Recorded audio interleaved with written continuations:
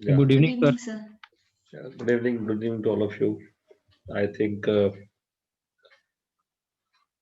today we'll have to start the class. I mean, yesterday we could not because of the technical glitches over there. So let me now start the class. Your economy paper is ready, and I wanted to share that, but I thought that I should actually be asking you this question that when are you going to write the test? Then accordingly, I'll be sharing the paper with you. And as I already shared with all of you the OMR sheet, क्योंकि finally उसी पे आपको answer colour करने होंगे UPSC exam में भी, क्योंकि अभी तक ये जो कॉम्पिटिटिव एग्जाम्स है ये अभी तक ऑनलाइन नहीं हुआ है shift. So, however, we are also going to conduct this test, I mean, the subsequent test on online mode, because we are almost we have almost purchased the Microsoft software to conduct this online test for all of you. Fine, where the paper would be available on the link, and you have to only go for clicking the right option. And the moment you will click the right option, of course, the second question will follow up. And this is how the paper will go on for entire 100 questions. And then the last button would be there to submit the paper, the final paper. So you will have to only submit the final paper once you are convinced that yes, you have already solved the entire papers, entire questions, in fact, and then you can submit the paper. So that is going to be. This is the way to go ahead. In fact, for prelims test papers. फायदा इसमें यही है कि paper अपने आप automatically evaluate हो जाएगा. किसने कितना किया है वो आपके सबमिट करने के बाद we will get to know immediately, because the right answers are already fitted in the I mean the original software. तो उसके अनुसार आप जैसे सॉफ्टवेयर जब जमा करेंगे सबमिट करेंगे वो क्रॉस चेक हो जाएगा, वेरीफाई हो जाएगा. मैनुअली में क्या है कि it has to be verified और evaluated manually. That is actually the issue. ठीक है. So ठीक है, I mean economy you can write manually, then afterwards you can write on online mode only. ठीक है. So if you're ready, then I can share the paper after the class. Or if you want to work out, especially on your basics of economy, right from the from NCERT or many other sources, then you can take some time. All right. But since we have to speed up the process, as we are lagging, in fact, by this particular point of time, we should have conducted at least 3 tests, and we have only conducted, in fact, one complete test in that way. तो इसके बाद हमें फिर बाकी test भी conduct करवाने हैं, तो उस हिसाब से थोड़ा सा हमें स्पीड अप करना होगा. एंड आई बिलीव कि अब समय आ गया है कि स्पीड अप किया जाए. ठीक है, मतलब अदरवाइज फिर हमारा सारा प्लान जो है फिर थोड़ा सा डिले हो जाएगा आगे. तो इसीलिए थोड़ा सा आप आपको अपने ऊपर भी प्रेशराइज करना होगा और पढ़ाई जैसे समझाया गया था वो शुरू कर देना होगा. ठीक है. All right. So now let me start with the session first. Fine. Then after the class, I'll be sharing with you the question paper. Okay. Okay. So we were discussing yesterday about the food security issue. Fine. And I was about to start with the food security only, and there I was discussing with all of you that how food security is to be understood. उसी बीच में problem आ गई थी, है ना, correction की. So exactly I have to repeat that. ठीक है. And then accordingly you can understand it. So see, let me put up the things in proper perspective, that how food security is to be understood. So I'm sharing with all of you the green screen first, so that I can make you understand the concept, and then I'll come to the PPT also.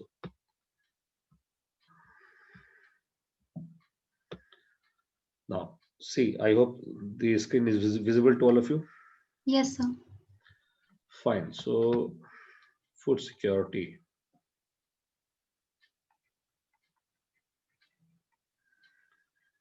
Now, see, first of all, what is food security?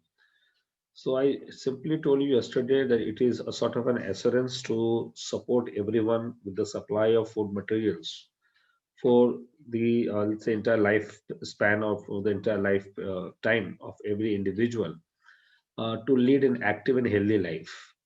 So that is the idea of food security.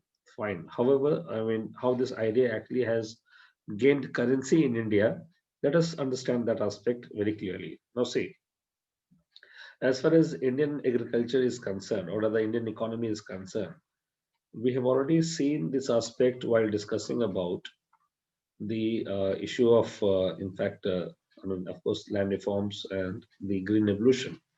So, say in 1940, since 1947 till 1967. Now, this was the period when India was food dependent country. India was a food dependent country, and I told you about the program like PL 480, isn't it? So PL 480 program, fine, under which India used to import various commodities, including agricultural products also from the USA at a cheaper rate. All right, so that is how India used to survive here. Fine, now 67 was the time when we actually went for the green revolution, and afterward, India's status changed. India became food self-sufficient country.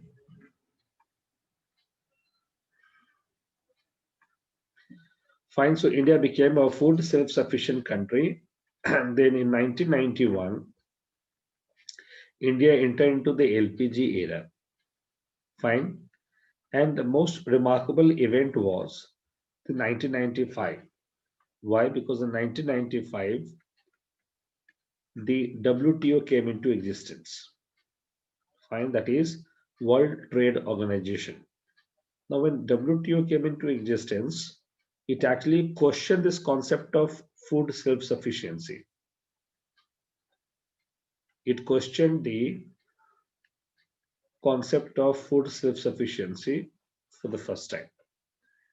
All right, and not only question, rather, it even, I would say, forced the country, all the countries, in fact, including India as well, to leave this agenda of food self-sufficiency in their economy. All right, rather to work for food security,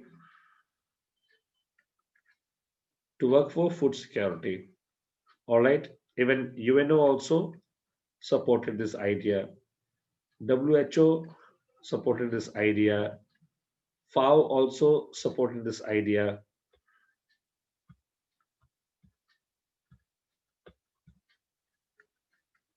So all of these international organizations, they all supported the idea of going for food security. Fine. Now the point is why? Can anyone make a guess? Why? What is the problem for WTO and why the WTO will ask anyone to leave this? Can anyone make any guess or any idea about it?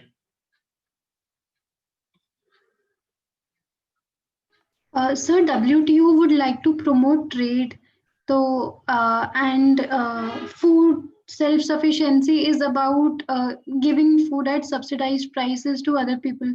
So maybe that would come as hindrance in trade. That's why. Okay, okay. So your guess is near to the issue, but not exactly on the issue. Okay. Anything else? कुछ और अमृतांशु कुछ लग रहा हो? जो भी आ रहा है मन में बोलिए, बोलिएगा तो ही सर निकलेगा बाहर। न्यूट्रिशन से रिलेटेड लग रहा है। न्यूट्रिशन से रिलेटेड लग रहा है, क्या है न्यूट्रिशन रिलेटेड? सर जैसे sir food sufficient self sufficient हुए तो सर उसमें sir nutritional security sir issue नहीं इंश्योर नहीं हो पाया ना। अच्छा, क्योंकि सर WHO क्वेश्चन कर रहा है तो WHO सर ट्रेड के सीन में क्यों आएगा हम्म, इसलिए। ठीक है, ठीक है, और सर कुछ? ये भी कह सकते हैं क्या, डोमिनेंस ऑफ शिकागो स्कूल, तो उस वजह से भी the policies were being affected. हाँ, it could also be one of the factors. Okay. और कुछ पंकज जो आ रहा हो दिमाग में? Sir I think it's because of unfair trade. जो भी इंपोर्ट एक्सपोर्ट हो रहा है उसमें कुछ अनफेयर ना हो, अच्छा इसलिए कुछ हुआ. अच्छा, इसलिए WTO ने क्वेश्चन किया इसको. ठीक है, ओके. और Ritika is not there. Okay, seems we have lost a connection. All right, so let me explain to you. See, WTO, as Amrasi was right in pointing out that WTO was formed to promote free and fair trade. All right, but that's what actually was the objective of WTO. Rather, it is still the objective of WTO. All right, now in this objective, under this objective, what WTO will do? WTO will ask every nation, every state, every country which is a member of WTO, particularly, they will have to follow these guidelines of promoting free and fair trade. Fine. What does then food self-sufficiency indicate? Food self-sufficiency indicate that you don't need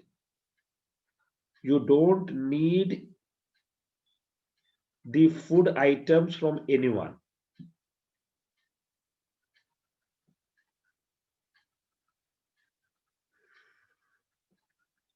All right. Because what is self-sufficiency? Self-sufficiency simply indicates that you are comfortable with the resources, with the of course the kind of you can say the agricultural products which are there with you. You're comfortable with that. Therefore, you don't need the import of that material. Or it could be anything. It could be also, let's say, in the sector of food. It could be also in the sector of, let's say, the capital goods, or maybe in the sector of intermediate goods. So anything in that way. Since here we are talking about food self-sufficiency, it simply indicates that the country like India, after the successful Green Revolution, attained the status of a food self-sufficient country, thereby indicating that Indian economy was not at all dependent upon the import of food materials. All right. So import of food materials, the kind of economy that was there before 1967, that status of Indian agriculture and Indian economy got changed after 1967. Therefore, now in this era, the Indian agriculture produced that much of quantity of goods or food products which were being consumed here in India. Therefore, we didn't need, or rather we never needed the imported food items at that particular point of time, or rather our import of food items and food basket, it decreased sharply. Fine. So in nutshell, food self-sufficiency does not promote free flow of trade and commerce, because self-sufficiency is indicative of a closed economy. Self-sufficiency is indicative of a closed economy. For example, let's take an example. Atmanirbhar Bharat. Now this Atmanirbhar Bharat, if you see it in a very neutral perspective, if in real terms, in real meaning, if we promote this Atmanirbhar Bharat in every sector of India, then tomorrow India will not be a part of the globalized world, because India will not be needing anything from the globalized world. Because what do you mean by Atmanirbhar Bharat? It simply means that whatever you consume, whatever items that you need to consume, you need to produce it internally. That is Atmanirbhar Bharat. So thereby the logic says that suppose a day will come when India will produce everything internally, then in that day, or rather after that day, India will not be a part of the globalized world or rather global trade and commercial activities. So therefore, the entire existence of WTO will come into question.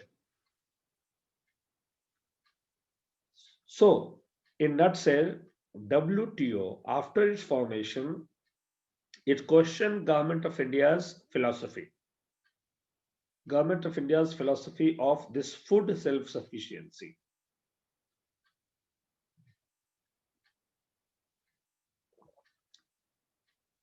On what basis? There are two bases. First, food self-sufficiency as a policy does not subscribe to the objective of export-import. So food self-sufficiency does not promote import-export. That is one aspect. Second aspect was that WTO does not only challenges such kind of philosophy or policy of any state, rather WTO also promotes the excellence in any field or in any product in the world.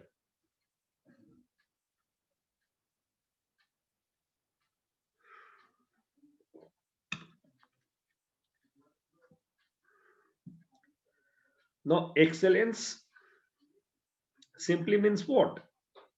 Simply means the policy of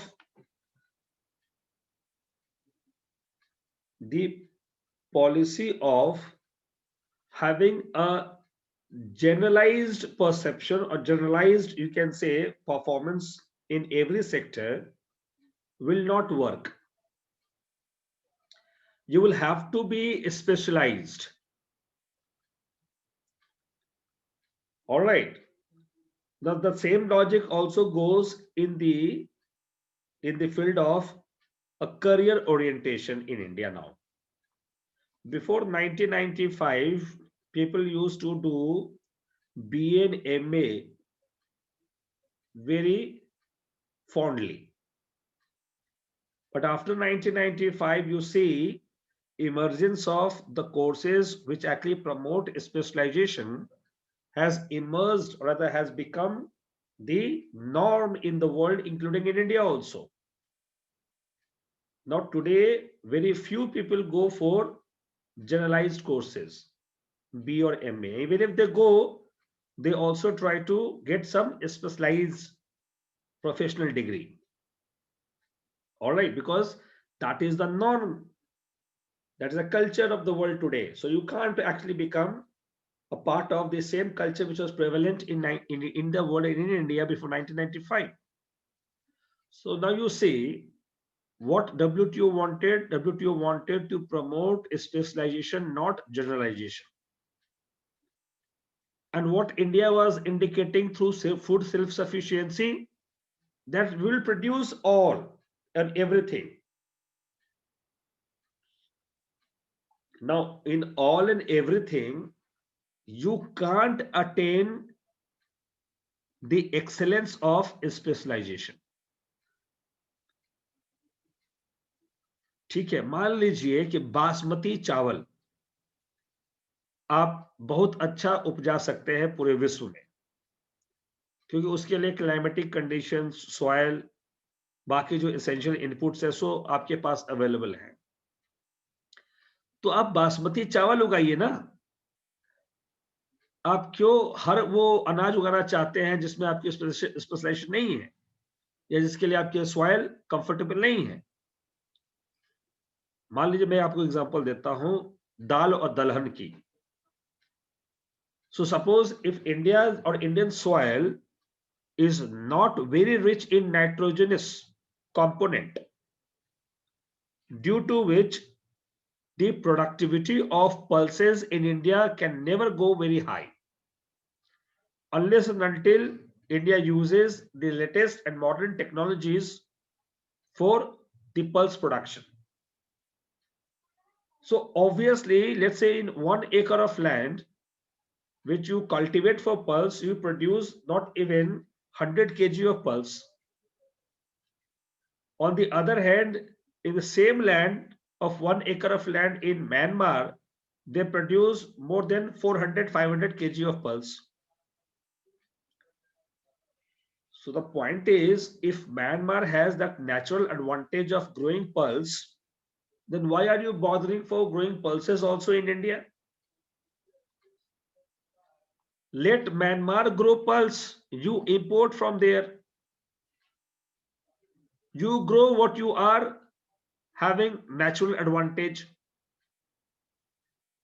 Now you see, in this background, the concept of geographical indication has come into existence. GI tag सुना होगा आपने.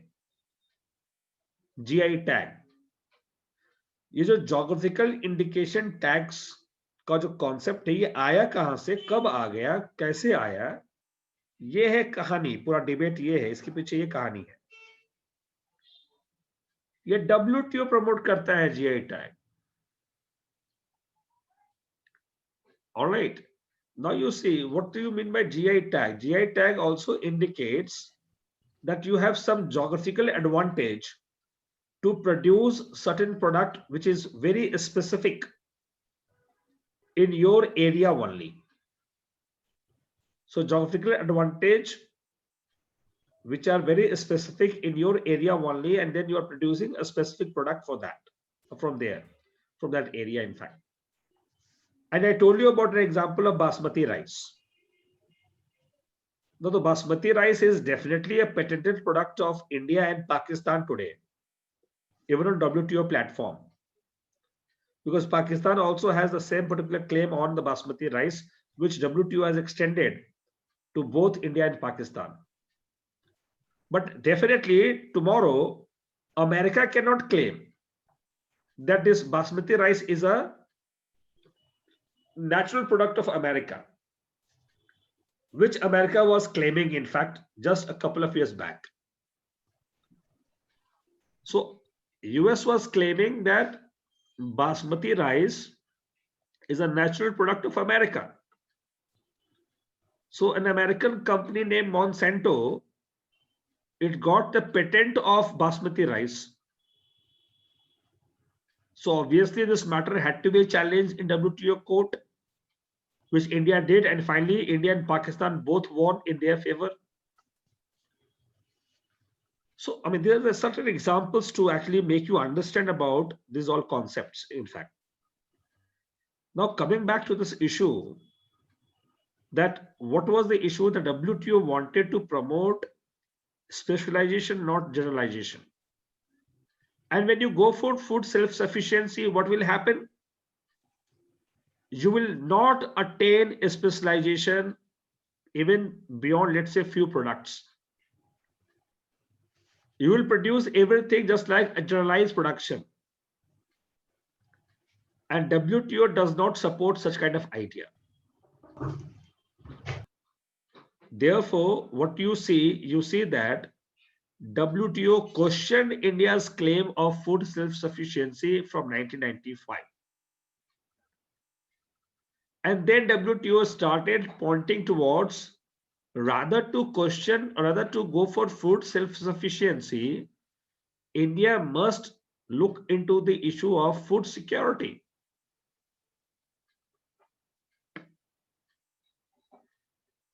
And this idea of food security, WTO even got the support from the international organizations like the UNO, World Health Organization, Food and Agriculture Organization, FAO, etc. Then the point was that then what was the concept of food security? The best definition of food security was given by India's own Planning Commission.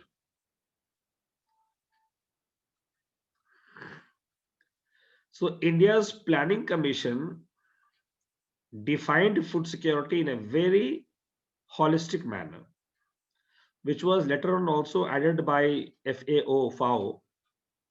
But what Planning Commission of India defined food security? Let us see that. Food security is a comprehensive term which encompasses three important ideas. One is availability of food products,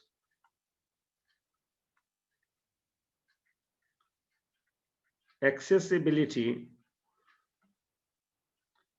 of food products,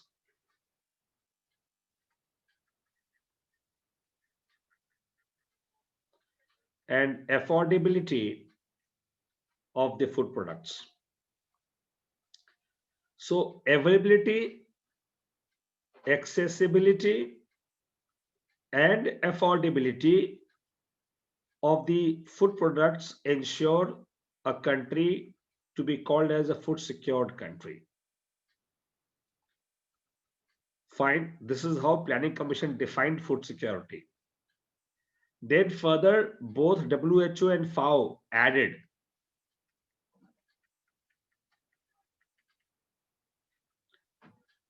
WHO and FAO added that food security does not include only the availability, accessibility, and affordability of food grains, but rather it should also include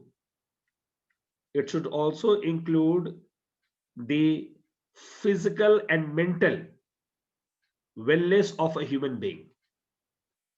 So food security is defined as the availability, accessibility, and affordability of food grains for the lifetime to lead an active, healthy physical and mental life. So to lead an active and healthy physical and mental life. So to lead an active and healthy physical and mental life. Overall, the idea is the idea of well-being. Whether an individual is enjoying the healthy life, the healthy physical life, mental life or not, that is going to be tested, that should be tested in the concept of food security. For example, merely providing certain food items. Let's say if someone is getting the access of only rice to survive. Now the person probably can survive only on rice. But what kind of bodily development, physical development, mental development that he or she will get, you have the idea about it very clearly. Because there's a concept of a balanced diet. There's a concept of a healthy and balanced diet for every individual to lead an active and healthy life. So will food security not include these components? So answer is yes, it must, it has to. It has to include all these components because initially food security was only understood as providing some food items to everyone. That's it. But after WHO and FAO stepped into this particular issue, then they also included the nutritional component in the food items. Nutritional component, क्योंकि बिना nutrition के और nutritious food के आप एक active physical और mental life नहीं जी सकते हैं. So this is how, see, the food security got a very holistic definition. So if you're asked a question, what do you mean by food security? Then you will have to define like this way. That food security refers to having availability, accessibility, affordability of food grains for everyone for their entire life to lead an active and healthy physical and mental life. That is food security. Merely providing them the food items to make them survive will not include the real meaning of food security. All right. You're only saving a person not to die from starvation, not to die from hunger. But what are you going to do? You are going to convert that individual into an stunted, a malnourished, and almost neglected individuals in a country.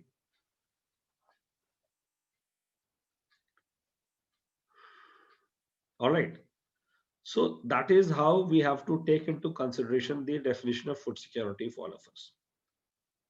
Now the point is, see, why WTO said India to move on the issue of food security? Because of certain reasons. And the best reason is that India may have become food self-sufficient, but India is yet to ensure food security for all in the country. Because this question can be asked to you in mains also. This question can be asked to you in your main examination as well, and that is that India had acquired the status of food self-sufficiency, but it is yet to acquire the status of a food secured nation. That is one question that can be asked to you. Second question that can be asked to you is, food self-sufficiency is a necessary but not a sufficient condition for food security in India. Critically examine. Food self-sufficiency is a necessary but not a sufficient condition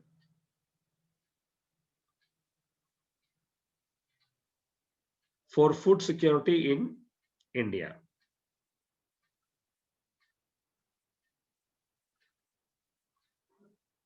All right.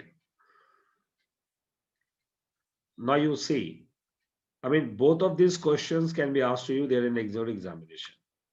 So what you have to understand, and what WTO wanted to make others also understand it. WTO indicated that India may have become food self-sufficient, but India is not yet a food secured country. On the other hand, the entire Gulf nations are food secured, but they are not food self-sufficient country. Now see the interesting contrast. Entire Gulf nations, including Saudi Arabia, Qatar, Oman, UAE, Bahrain, Yemen. Now all these countries are food secured, but not food self-sufficient. There are many countries in Europe also which are food secured, but they are not self-sufficient. Then what is the essential aspects of food security? Essential aspect of food security is that whether a state or a government is able to ensure the availability, accessibility, and affordability of food items for everyone in their country or not?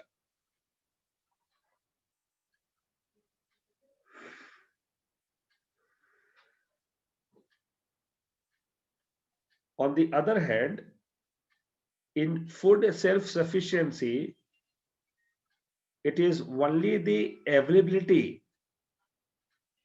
It is only the availability component is a part of the definition of food self-sufficiency, but not the components of accessibility and affordability.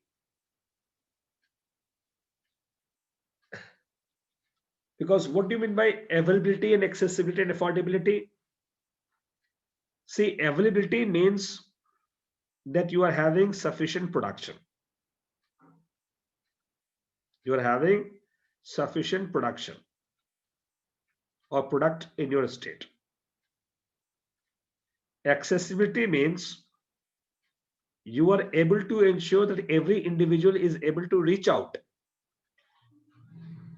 A state is able to ensure that every individual is able to reach out to those food items. वहां पहुंच सकते हैं कि नहीं पहुंच सकते हैं, या फूड आइटम्स उनके पास पहुंच सकता है या नहीं पहुंच सकता है. And affordability means whether they have the purchasing power or not. So if you are able to make the individual to access the food, now can that individual buy that food? That is affordability. And these three things are an essential component of food security. Because in India, if you see, we have worked upon availability through Green Revolution successfully. That's true. We have also worked upon the accessibility by providing the concepts like PDS in this country, public distribution system in this country.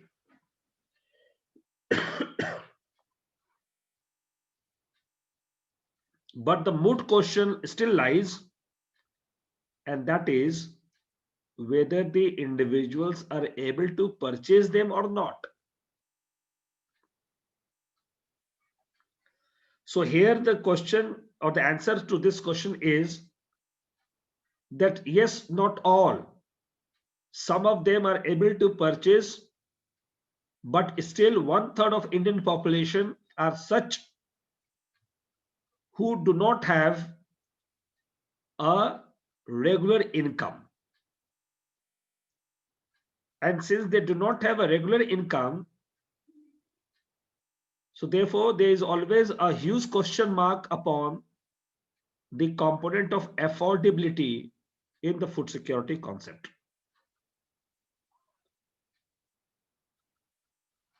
All right. So even though the government has worked again in last few decades, in last few years particularly, by launching the schemes like Antyodaya Anna Yojana, providing the food items at rupees 321, especially for the poor women, old age women. Similarly, the government of India has also enacted a Food Security Act in 2013.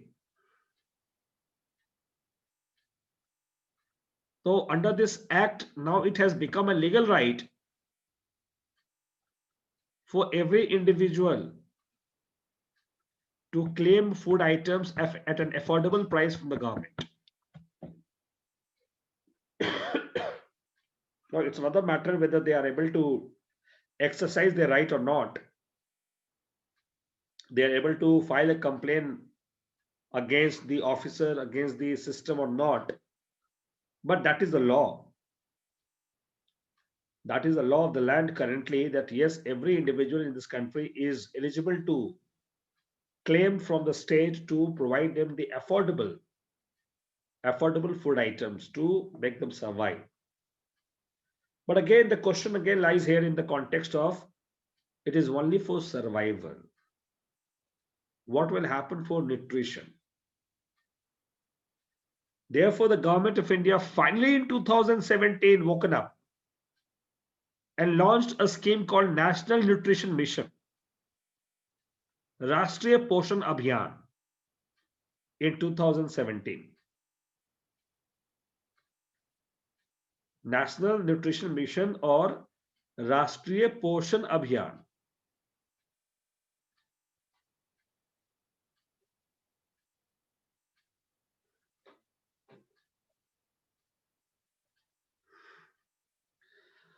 Now, see, there's a very interesting analysis done by the Planning Commission regarding the India's checkered history of food security, especially in the context of that, since in India we have a variety of population, and not only that, but also we have the variation in income of the population very high.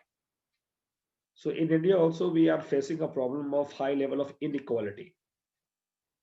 है ना?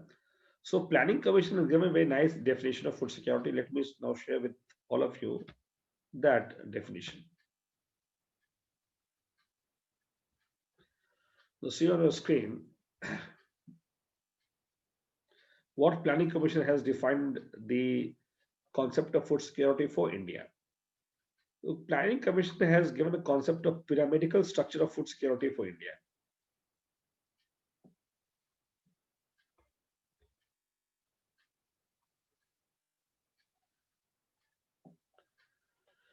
Now see, what Planning Commission has said, it has said that in this pyramid, this is a pyramid of Indian population. This is a pyramid where you have the bottom of the pyramid where the people are able to access only cereals, mainly like, let's say, rice or wheat, or sometimes even maize, jowar, bajra, etc. All right. So mainly these. So bottom of the Indian population, they are in this category. Or this category is a majority category in India. In this category, majority category, they fall into this category, in fact. Now, just above this category, we have the second category from the bottom to up, and that is where some people of India are also having access to cereals plus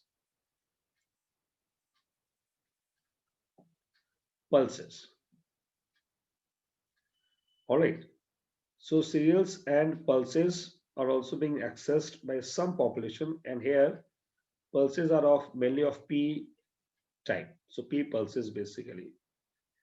Fine. Then you have the third category of population where you have cereals, pulses, and also vegetables.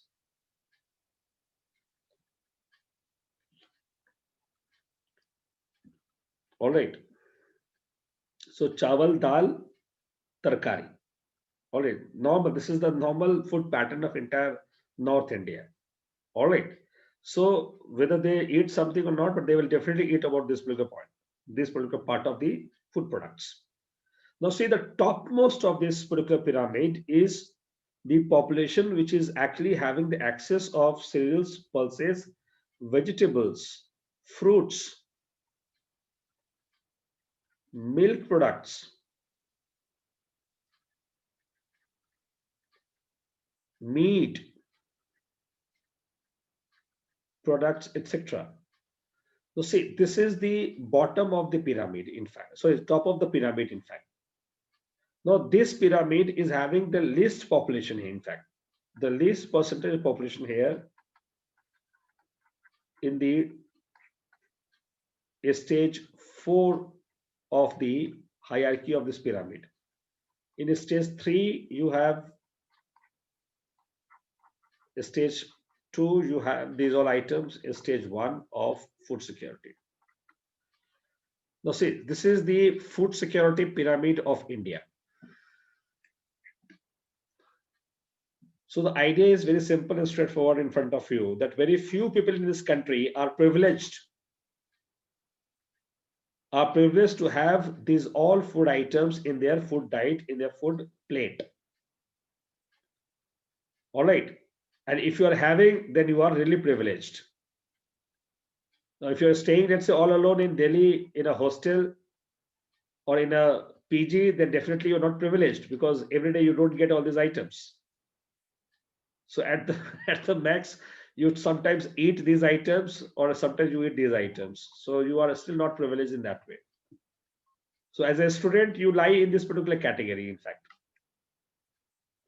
Sometimes कहीं party हो जाए तो शायद ये category मिल जाता है उस दिन, ठीक है, कि दूसरे के बाराती में भी चले गए तो यहाँ एक कैटेगरी मिल जाता है, ठीक है. So idea is this, that you try to find out the privileged position, let's say occasionally. You don't get it regularly. That is actually a difference, being a student and being of course, a family man, in fact. So right now, your stage is basically in this stage 2 or stage 3. All right. And of course, only few privileged people actually having the stage 4 in that way. But majority of Indians are actually in this stage as stage 1. Because they get these items regularly. Maybe occasionally they can get pulses. Occasionally they can get the vegetables. All right, but regularly they survive on these items. This is the pyramid of food security of India. Fine. So this what actually was a definition of the Planning Commission. Now you see, currently India is still struggling to ensure even this stage 4 majority of population, that is stage 2 from the bottom. All right, therefore now today the government of India has started promoting the millets promotion program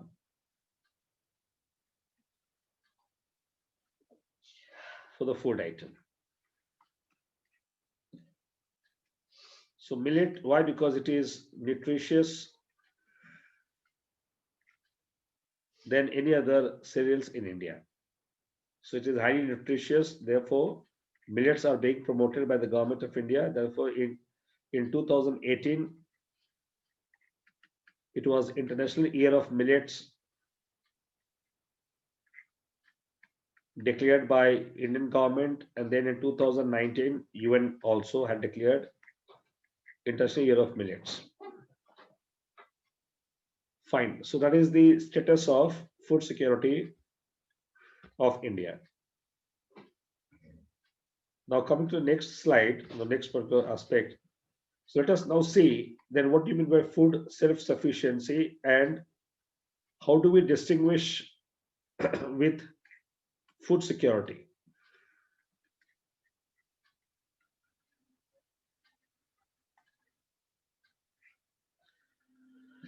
So they see food self-sufficiency simply indicates availability of food items.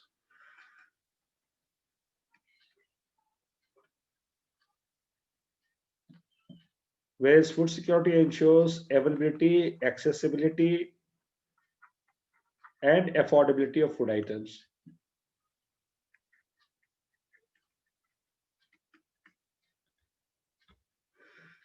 Second, it discourages import.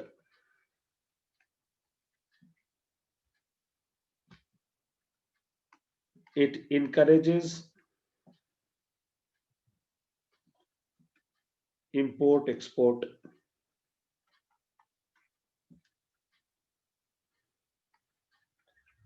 Third,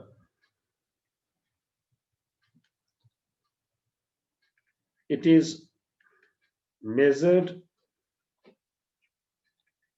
on the parameters of GDP growth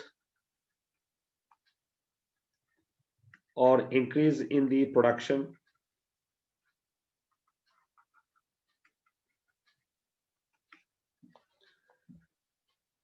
It is measured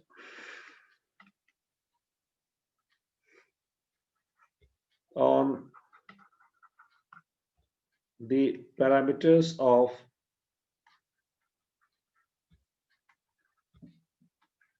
the concept of development.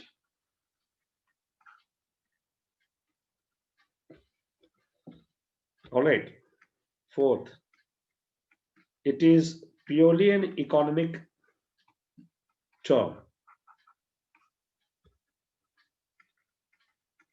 It is both socio-economic term.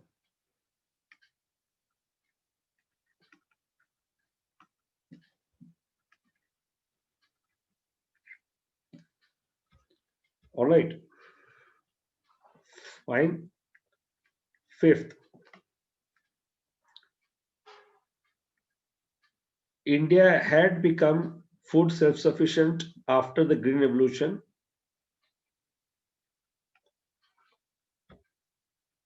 whereas India is yet to attain food security, but country like Qatar, Saudi Arabia,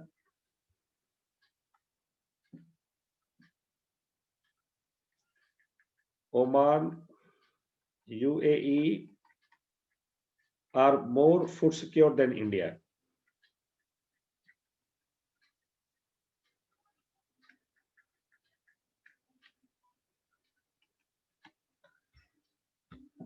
So see, I mean, there are good number of differences that are there between these two concepts of food self-sufficiency and food security.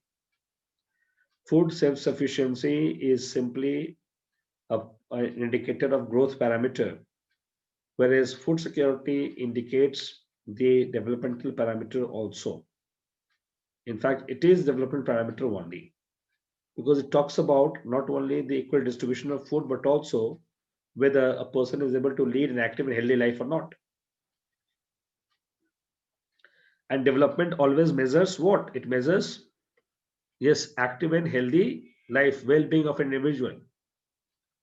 So well-being of an individual is important for, of course, for everyone in the concept of food security.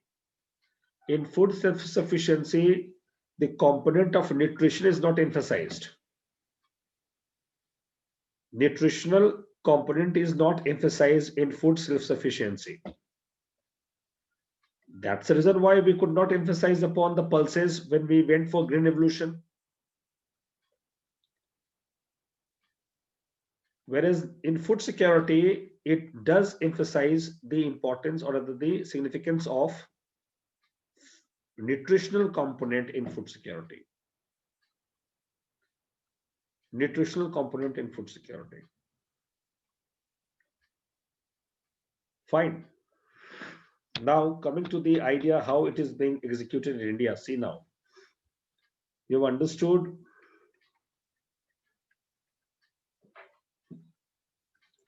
food security has three dimensions: availability, accessibility, and the affordability. So see, as far as availability is concerned, we have already attained the green revolution.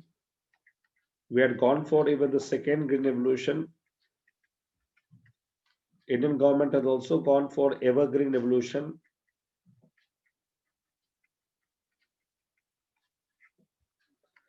We've also gone for the rainbow revolution.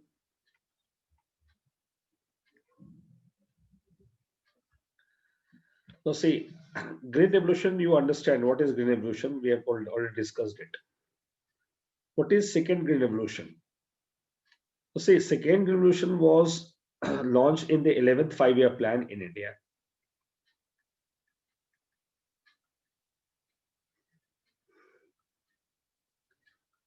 Fine, it was launched in 11th five-year plan and it was a brainchild of India's ex-president, Dr. APJ Abdul Kalam.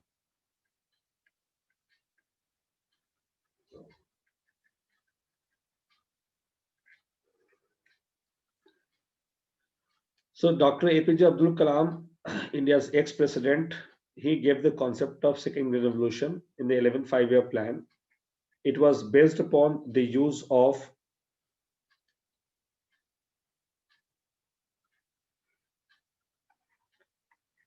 genetic crops, genetically modified crops.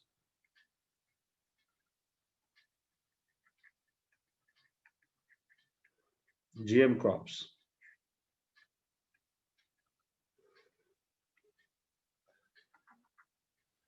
The area was targeted in eastern part of India. Therefore, this scheme was also known as bringing green revolution to East India.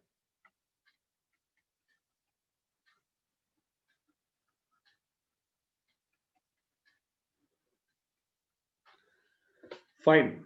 Now see, APJ Abdul Kalam, he promoted, rather he emphasized upon the use of GM crops or GM seeds to grow the crops in India. Secondly, he also emphasized that this particular revolution should go for the eastern part of India, and therefore this revolution or second revolution is also known as bringing green revolution to eastern India. All right, that is a part of the second revolution only. It is still going on, in fact, because it was continued even in the 12th five-year plan, and then afterwards also.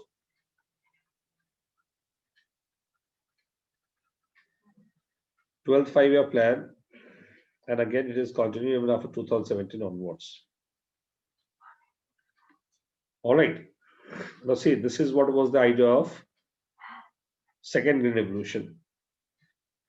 As far as evergreen revolution is concerned, this was a concept given by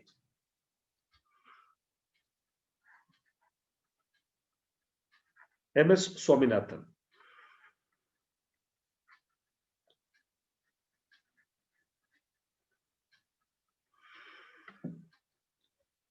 M.S. Swaminathan gave this concept under which he promoted the use of organic farming methods in India. All right, organic farming methods in India. Under organic farming methods, the idea was to have a sustainable agriculture practice in India.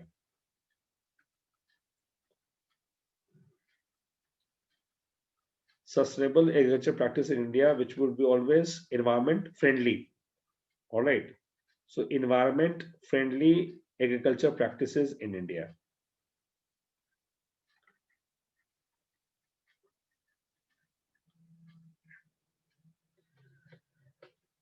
Fine. And under this, the target was to raise India's production to 360 million tons of food grains by 2020, which we have not been able to achieve. We have only registered 293.6 million tons in 2020. That is the current production of food grains in India.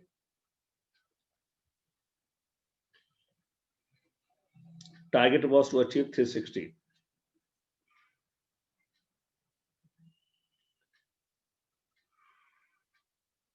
Fine.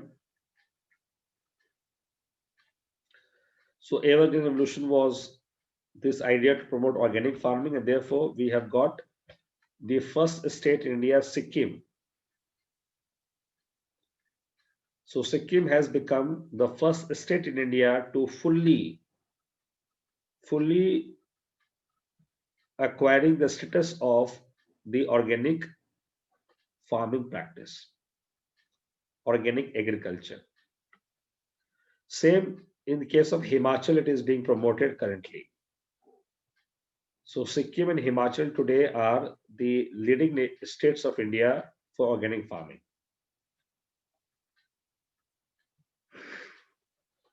Fine. So in organic farming, what is basically done? The fertilizers, chemical fertilizers are replaced with the biodegradable fertilizers which are produced naturally. All right, so chemical fertilizers are replaced with the biodegradable fertilizers which are produced naturally in a village setup.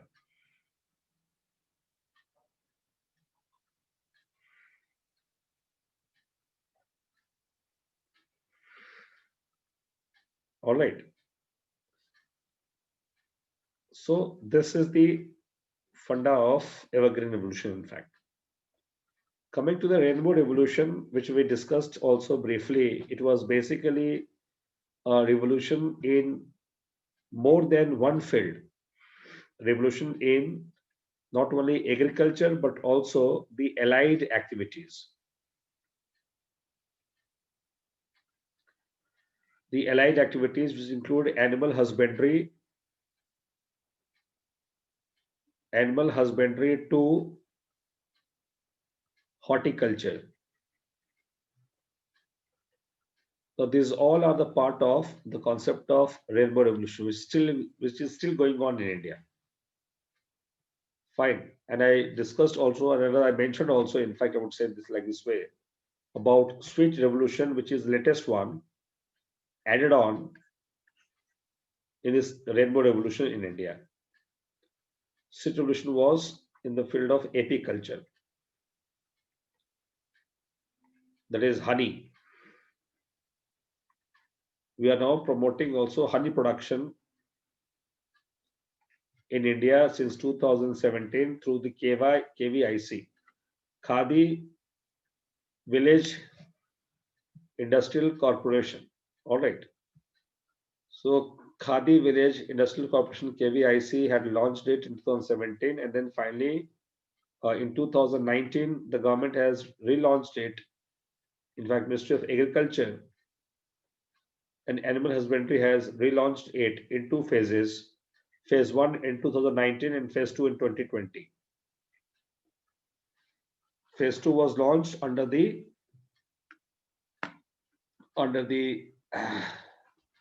pandemic of coronavirus.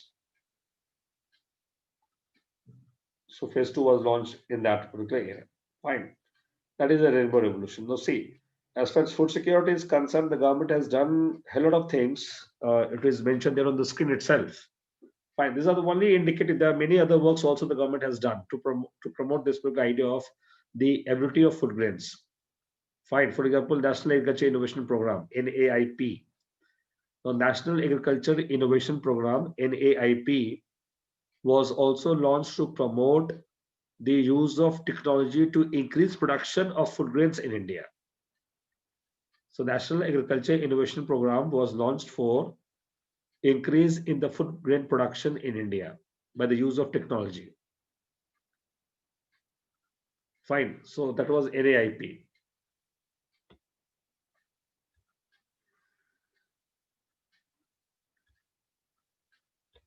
All right.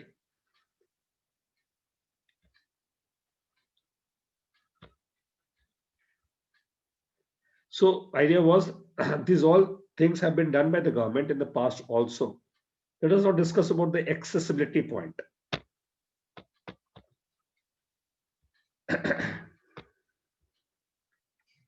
Now see, accessibility point. The very important component of accessibility point is the government of India had launched various schemes, but the most remarkable has been the scheme of PDS. Fine. And under PDS, that is, of course, the public distribution system. The public distribution system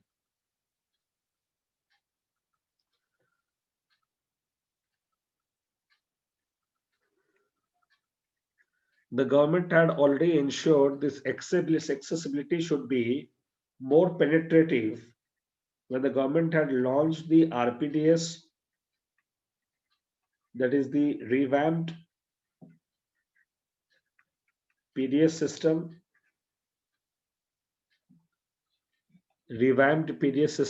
and then TPDS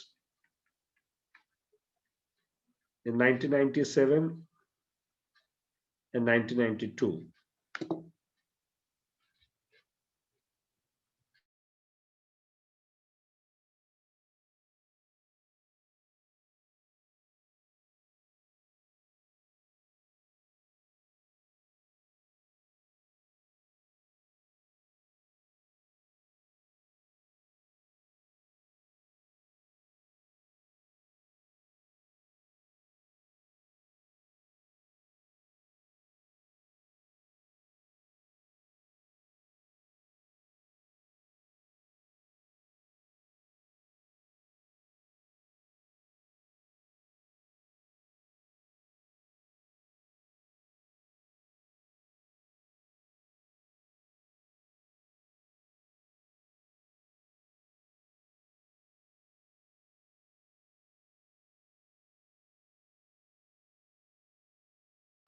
Yeah, so let's get back to the issue only. So I was telling to all of you, it was in the context of that since the PDS system was launched and it had to be made very penetrative. So what the government of India did, it actually tried to make it more and more penetrative in terms of reforming PDS system by having RPDS, that is revamped PDS system, under which I told you also earlier that the PDS system was opened in the tribal areas, in the remote areas where the people are unable to access the food shops or ration shops before 1992. Similarly, under TPDS, the government targeted the actual beneficiary should receive the benefits more than the general beneficiaries. So, in that way, you can understand the government tried to make a balance by these two particular activities. Fine. So you can see on your screen, I mean, of course, this is how the accessibility point was improved. Rather, it actually got improved after having these two reforms in India. Now people start getting more and more access to these PDS. However, there's still miles to go to achieve cent% access to PDS for everyone in this country. But nevertheless, the government today has come out with a proposal to have a concept of one nation, one ration card.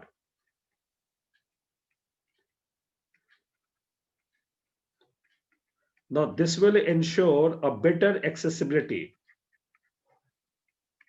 of food security in this country once it will be on the ground very soon.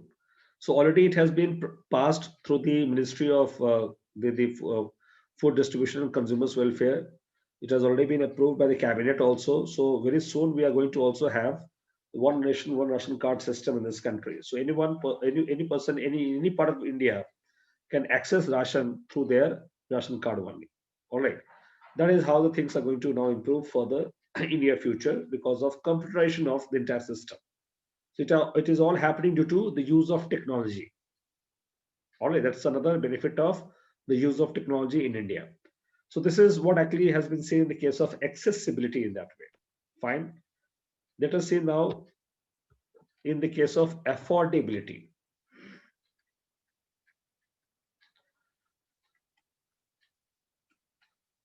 See, in affordability, of course, the central issue price of PDS system played a very important role in making the food items affordable for everyone in this country. So central issue price of the PDS made the food products quite affordable for many people in this country. Millions of people got the benefit of the CIP of the PDS system only in the country. But the most remarkable step was the Food Security Act.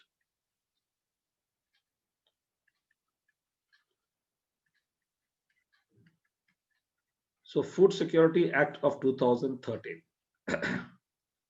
So under Food Security Act, the government announced the rate ₹3, ₹1, ₹2 for rice, wheat, and millets. Now, this is how the rate was decided by the government under this act only. And not only this, but also under this, the government ensured the supply of at least 5 kg of ration per month per individual, per person in the BPL categories, and for the Antyodaya,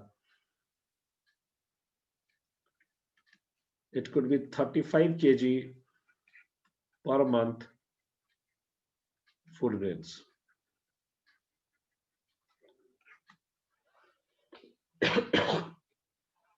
To be given under the Food Security Act. All right. And the most remarkable fact about this act is that under this act, it covers various government schemes which are going on in this country. First and the foremost, that is midday meal scheme is covered in this act. So midday meal scheme, which was launched in 1995, is covered under this Act of Food Security Act today. Similarly, the Anganwadi,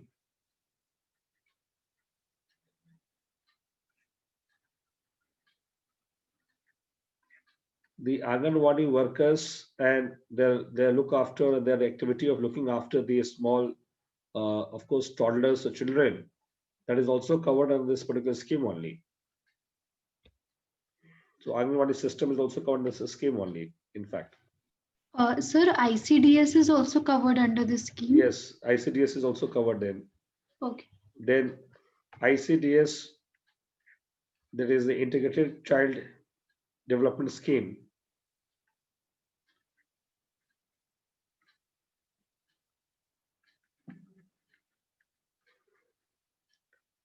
In which both mother and children are covered under this scheme. All right, now you see midday meal scheme, Anganwadi workers, their facilities, even ICDS. So these things all are covered under the part of the Food Security Act only. Fine. So this is how the Food Security Act actually has been implemented. And most important point about this act is now it has become a legal right for everyone in the country to demand food at affordable price.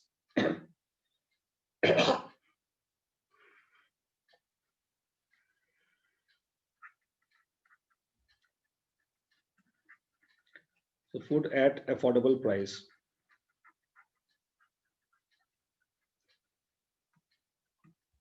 And if the government fails, then they have a system to, of course, file a, first of all, grievance. So there is also a grievance redressal system under this act, in which every state has to create a post of food commissioner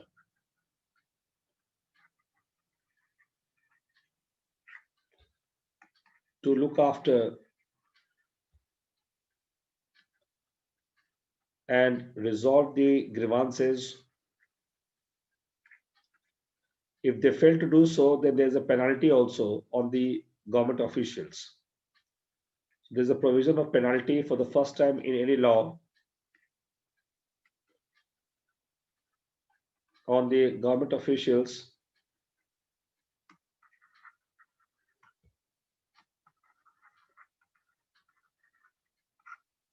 under this law.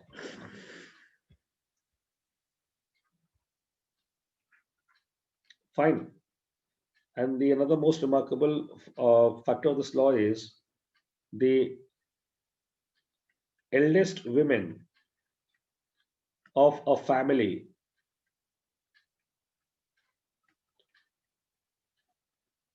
of 5. In fact, in the government document, family is always understood to be a family of only 5 members. All right, so the government document includes, or rather describes, the definition of family includes only 5 members. All right.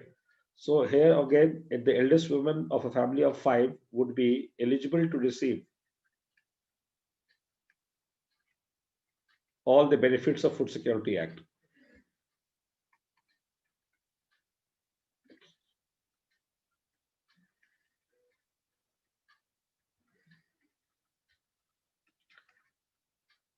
Under this act, a state government is also legally bound. A state government is legally bound to provide either the food or, in favor of food, money to the beneficiary. Is bound to provide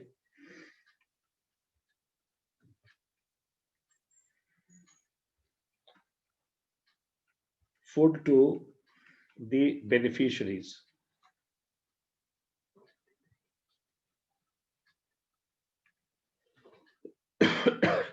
Okay. So state government is bound to provide food to the beneficiaries, and similarly, central government is also legally bound to provide food items to the state government. Bound to provide food items to the state governments, or in failure of food items, then money also to the state government.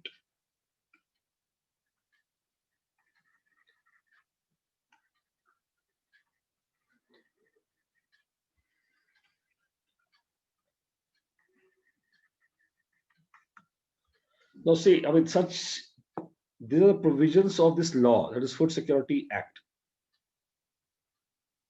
Fine. But interestingly, when this law was enacted, the implications of this law were very far-fetched. For example, you can see on your screen, under the provisions of this law, that is Food Security Act, it was expected that it is going to cover almost 65% of the Indian population under this act. So almost 65 to 70% population were going to be covered in this act. And the most, you can say, serious implication of this act was that this act would have cost the government of India around rupees 2 lakh crore per annum in implementing this law or this act. Thereby, it was somewhere around 800 lakh of million tons, 800 lakh tons of food grains, 800 lakh of tons of food grains government was forced to procure from the market.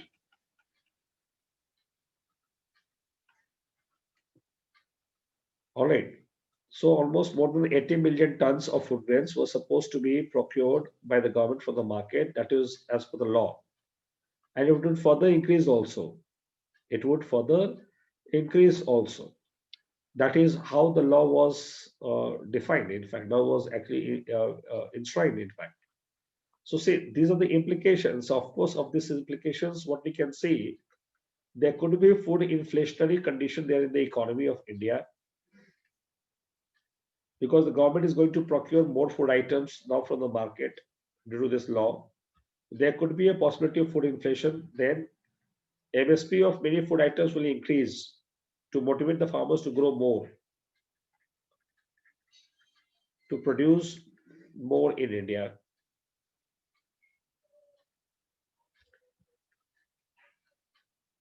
Sixth, the burden of finance or financial burden on the government will increase. Burden of finance will increase, thereby resulting into an increase in the fiscal deficit of the government of India.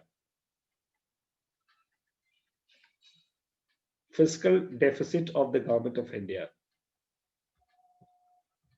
Not only that, there would be also a possibility that the government of India will equally start importing, government to import heavily of food items from international markets.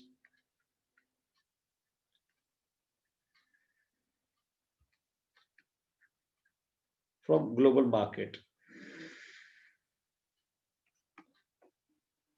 Now see, these are all implications of the food security law. Therefore, this law was criticized by many people, many scholars also.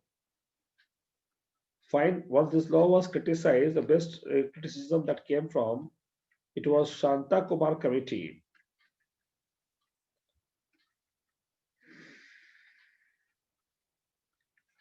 In 2014, criticized food security law, Food Security Act.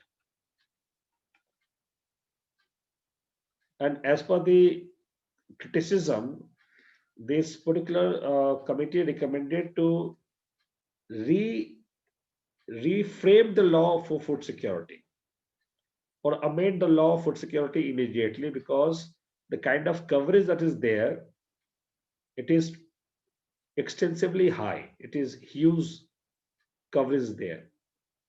So obviously 65 to 70% of the population is going to be covered under the food security law, which makes no sense, because it has to provide the food security for the people who are in the bottom of the pyramid, who are really poor.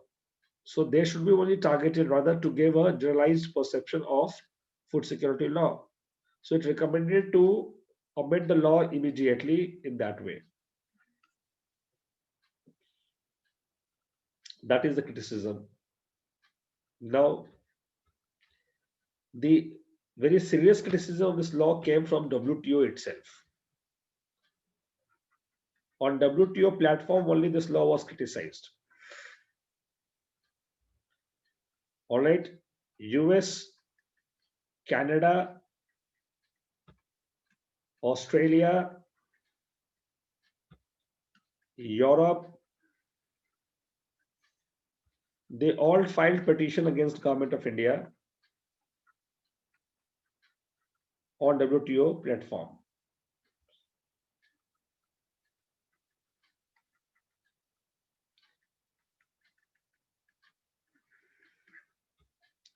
According to them, India's Food Security Act is going to violate the WTO laws, especially the Agreement on Agriculture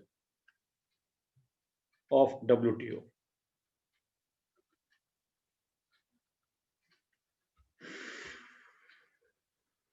That is AOA. AOA is an agreement which was approved in 1995 by India and other members.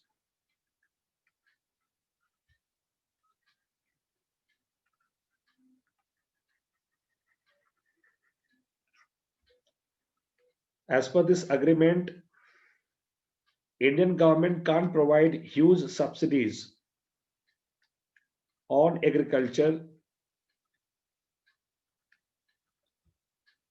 all right, beyond a prescribed limit.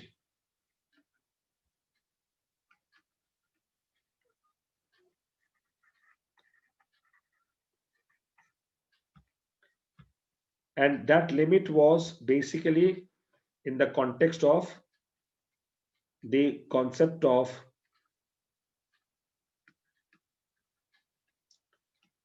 amber box provision of WTO.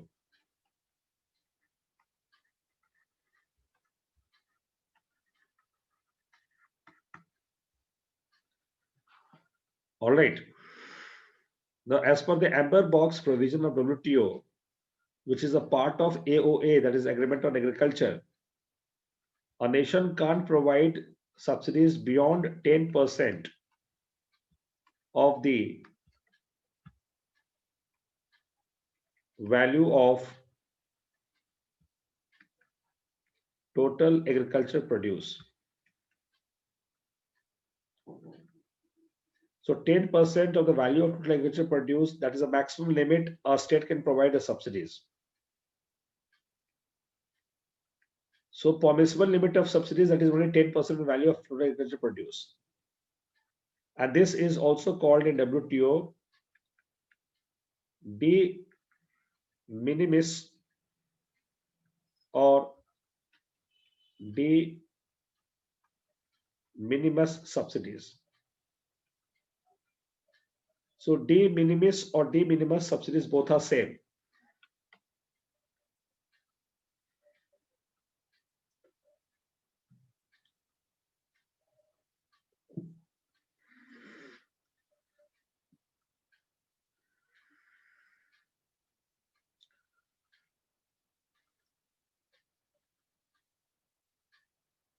All right.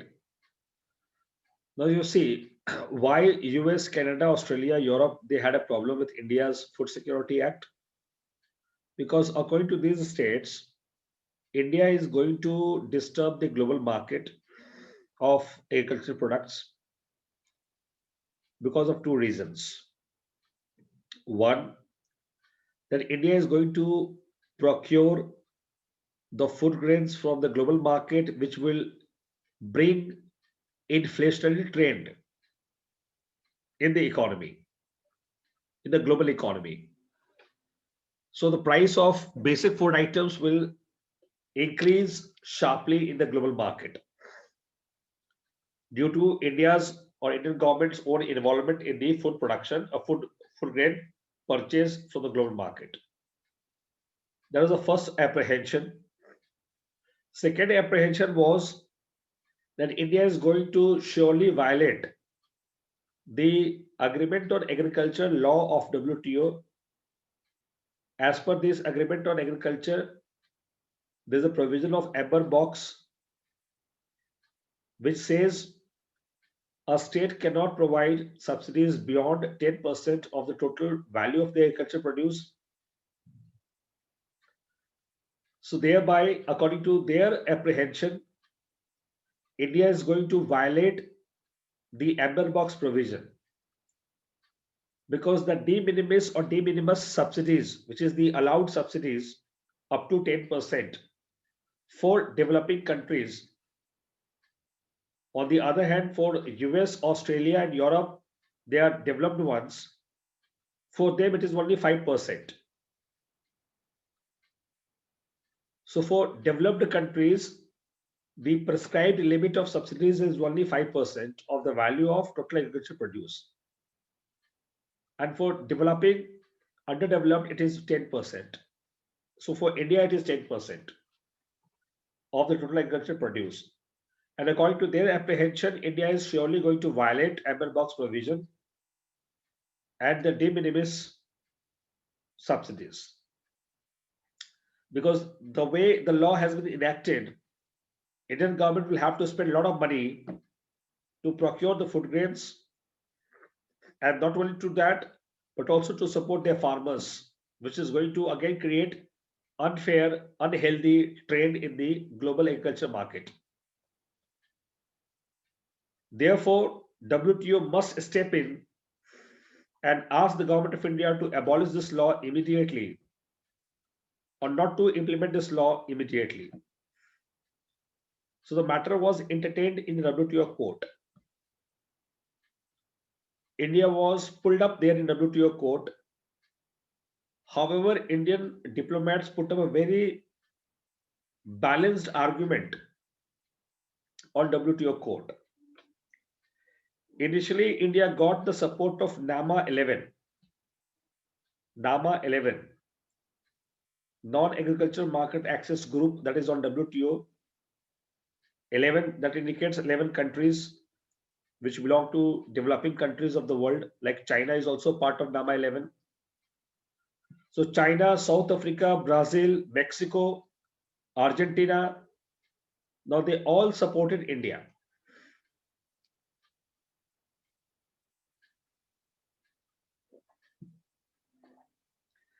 And India put up an argument that it is food security law is a non-negotiable issue on the WTO platform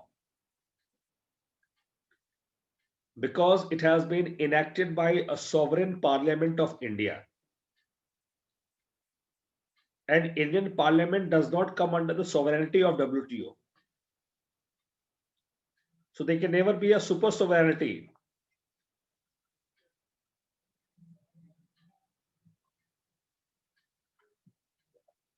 So India argued, first argument was Food Security Act will remain a non-negotiable issue on WTO platform because it has been enacted by the Parliament of India. And Indian Parliament does not come under the WTO law.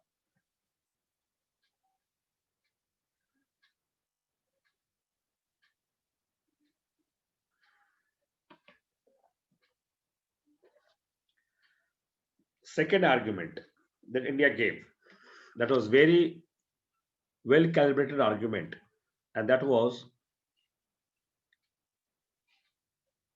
that agreement on agriculture which India signed It applies on the producer subsidies.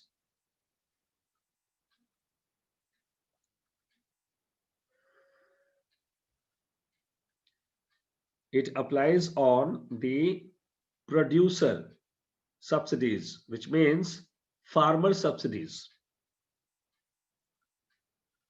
Agreement on agriculture applies upon the subsidies offered by the state to their farmers.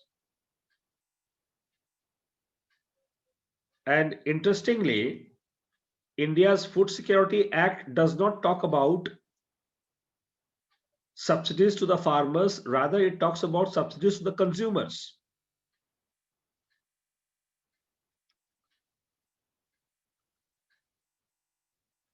So in any manner, India is not at all, or rather Food Security Act of India is not at all violating the agreement on agriculture.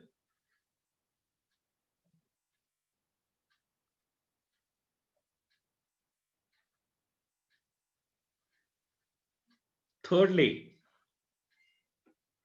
India argued that the agreement on agriculture and the amber box provision has become quite obsolete. पुराना हो गया है. It needs reframing and redrafting. Most importantly, the calculation of amber box subsidies or the calculation of the de minimis subsidies, according to India, is a flawed one. FLAWED, flawed. It is a flawed one. Why flawed one? Because the calculation of de minimis subsidies of 10% of the value of total agricultural produce is done on the base year of 1986-87.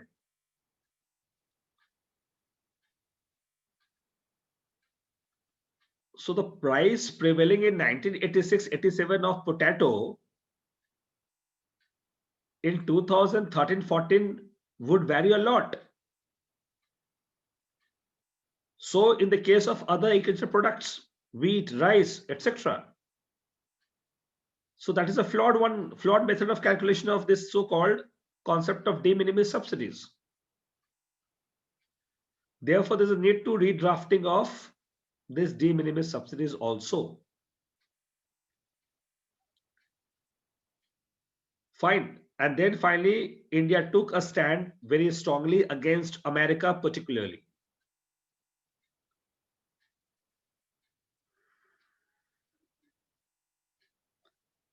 Against USA particularly by indicating that USA has violated the subsidies policies in the past frequently, yet US has not been brought under the scrutiny.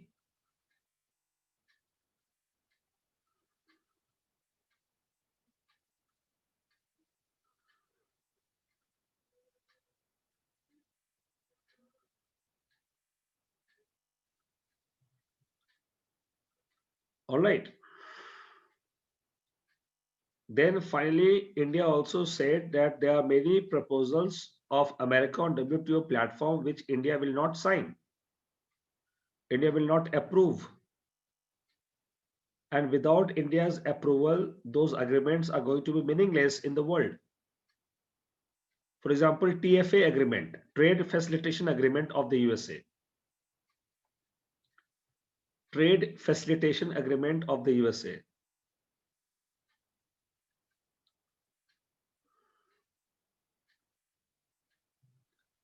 Trade Facilitation Agreement of the USA. India denied to sign it. As per the TFA, the entry and exit of on the ports of India and other countries of American cargoes would be done smoothly.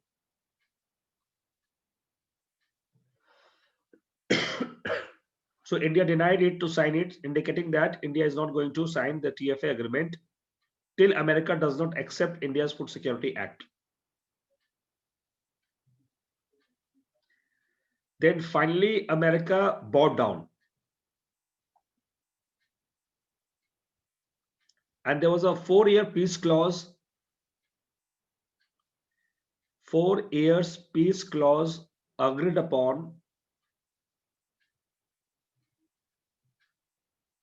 4-year peace clause agreed upon on the Food Security Act by the Americans.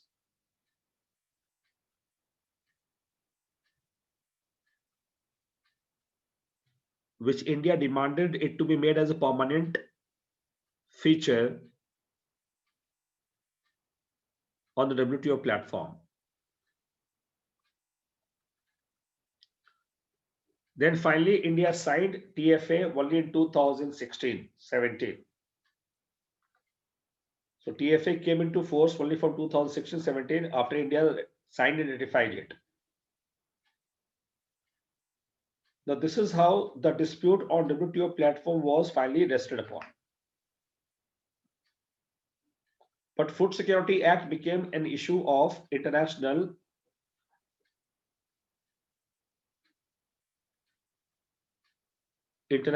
dispute as well. So Food Security Act was criticized internally and as well as externally.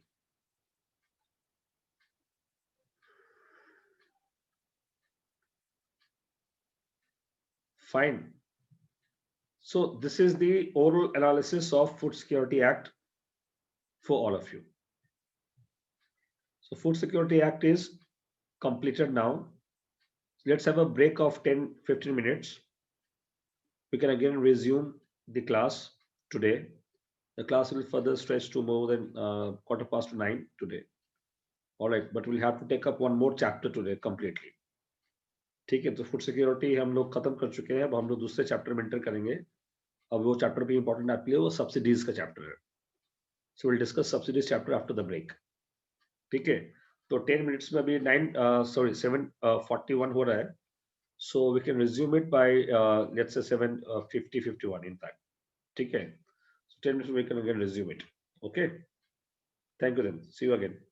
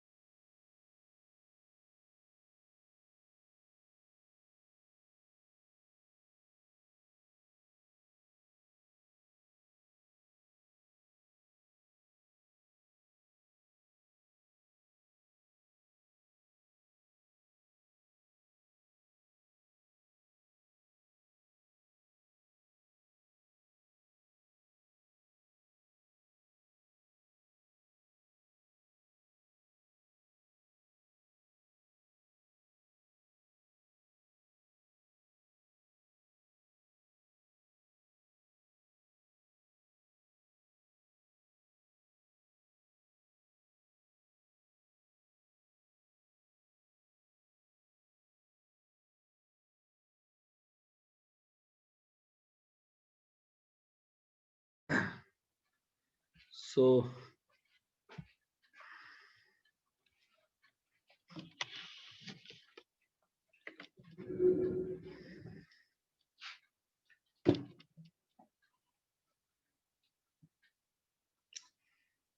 all set. Are you back now?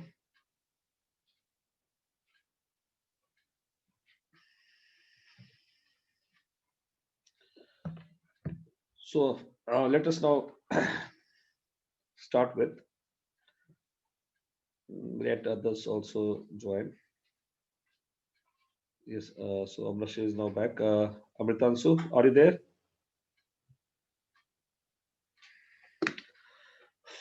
Fine. So now I'm starting with the next topic, that is the issue of subsidies.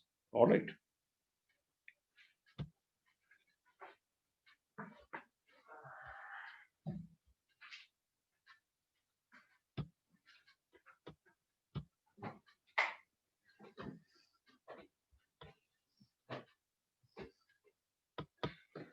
Now, see, this is another very debatable topic these days, and we'll have to understand it comprehensively and completely. Now, as far as your syllabus is concerned, you have very specific words mentioned there in the syllabus by UPSC, that is the direct and indirect subsidies.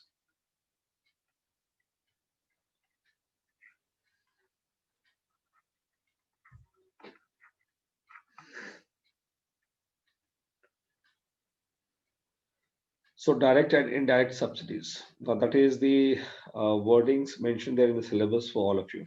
All right. So let us understand it. First of all, what is subsidies? And then come to the direct and indirect subsidies. Now, what is subsidies? Now, see, subsidies is uh, basically a monetary assistance. It's a monetary assistance by the state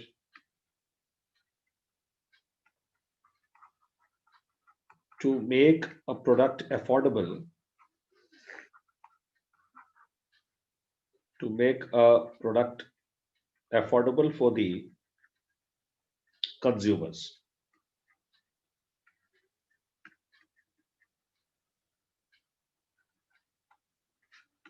All right. Now, see, this is how we define it in a journalistic perspective. But when we have to define subsidies from economic perspective, then how do we define it? See, subsidies is basically the net outcome or the net collection out of the economic cost of a product and the economic realization.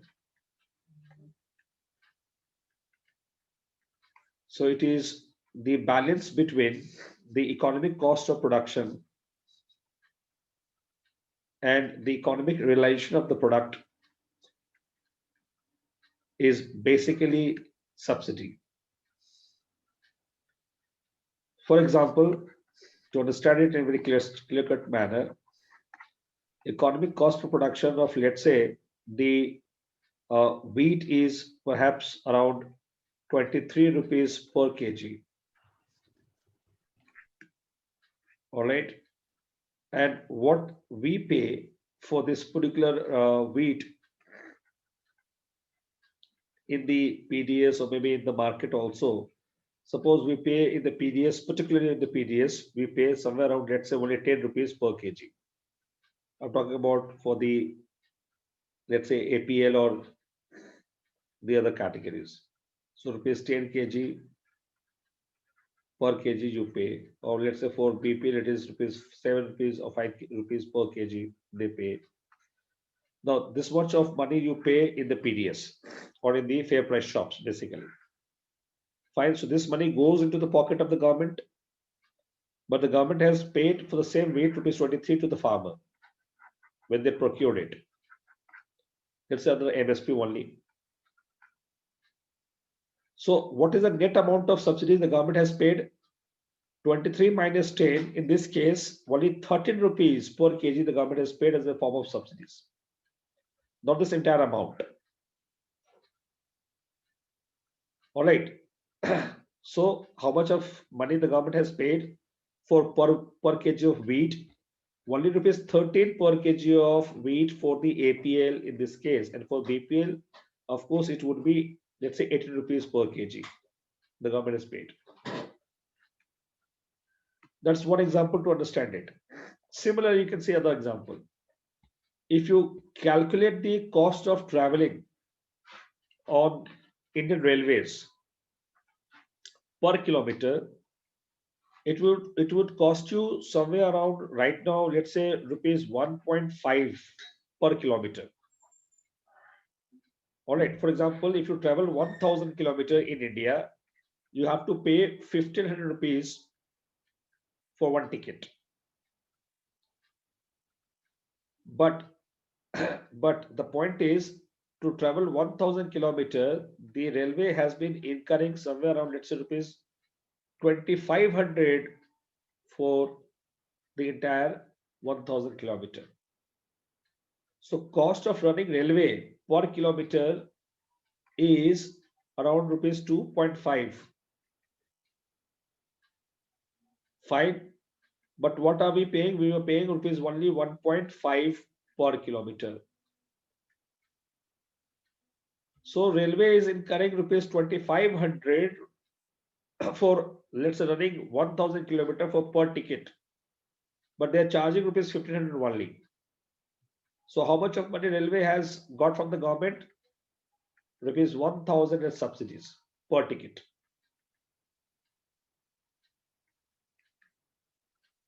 This is the amount of subsidies that is paid by the government on railways. Fine. Now see, this is the concept of subsidies basically. This is exactly the concept of subsidies that normally we do not understand it. So subsidies is not about what the government is spending. Subsidies is all about what the government is also realizing out of that. And the net of that is subsidies basically. Suppose the government is offering us subsidized power, subsidized water. It means if the government is, let's say, supplying of water costing them, just take an example of maybe rupees 10 per liter. So rupees 10 per liter will be the cost of supplying the water for the government of, let's say, Delhi. But they're charging from us rupees only 2 per liter. So the net amount of subsidies that is spent by the government of Delhi is only rupees 8 per liter. That is the concept of subsidies. So what is subsidies? Subsidies is all about the balance between, or net balance between, the economic cost of production and economic realization of that product. That is subsidies. Fine. This question can be asked to you at any point of time in prelims. Remember that. Fine. So you have to understand this concept clearly in that way. Now see, this is what actually is the meaning of subsidies. Now coming to the dimension of what is direct and indirect subsidies.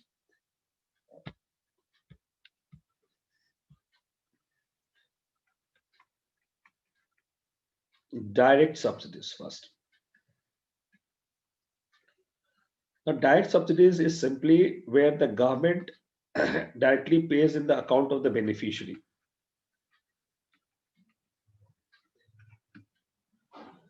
So if the government is paying the money into the account of the beneficiary, this is an example of direct subsidies.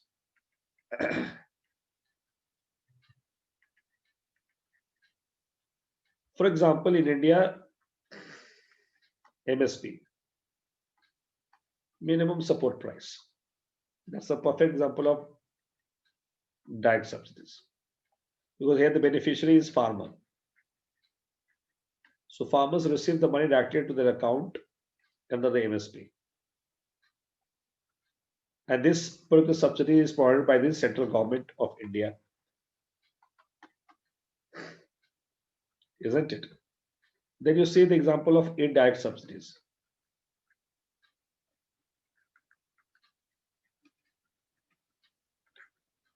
So indirect subsidies is that where the government provides the benefit to the intermediaries,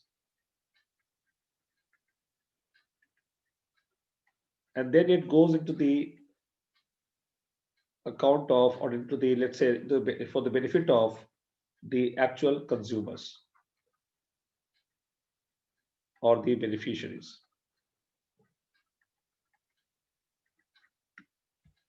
Fine. And the example to understand is today is that fertilizer subsidy.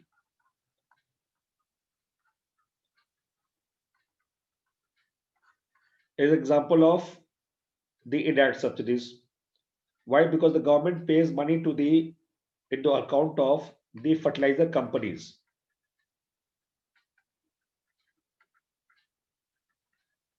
So fertilizer companies, they receive the money from the government, and then they are supposed to produce and sell it into the affordable price to the farmers.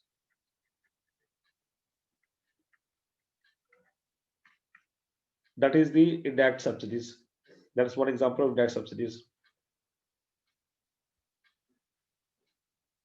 Similarly, let's say power subsidies.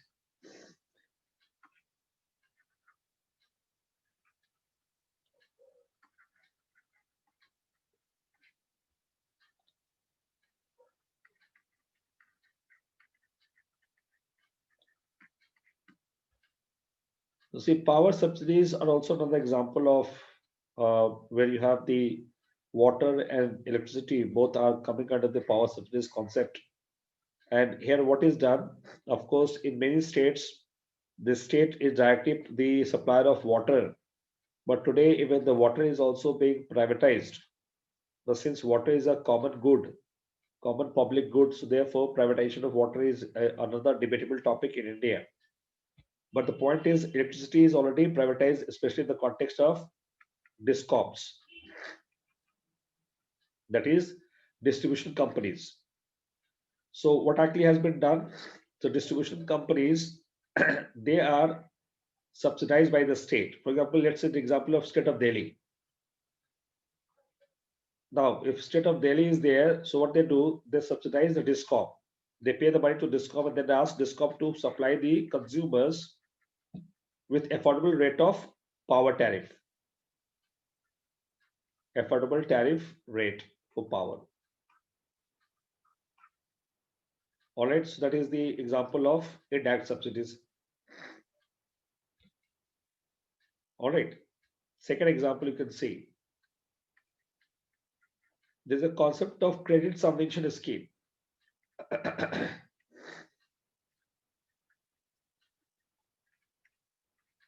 Credit subvention scheme.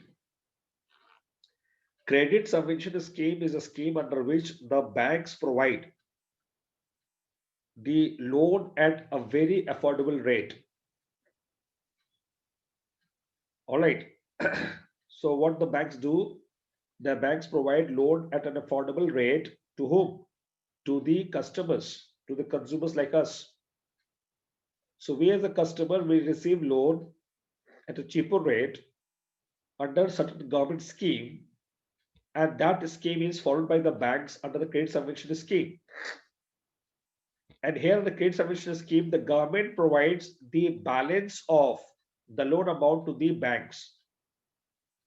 Suppose the government has a program like priority sector lending.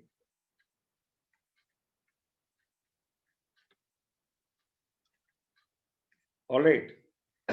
Which the banks are supposed to provide a cheaper loan to various sectors. Suppose government has launched a scheme called Startup India, Stand Up India, Mudra scheme. These are examples before all of you. Now, under this scheme, what you do, in fact, what the government does, government provides through the banks cheaper loan for the new startups to start their business, or for the non-agricultural sector to take cheaper loan on the Mudra scheme. And let me tell you, a bank is a private profiteering company. All the bank, irrespective whether they are public or private sector bank, they all are motivated by private profiteering. All right. So profit making is the most important agenda of every bank, whether it is a public or private sector bank.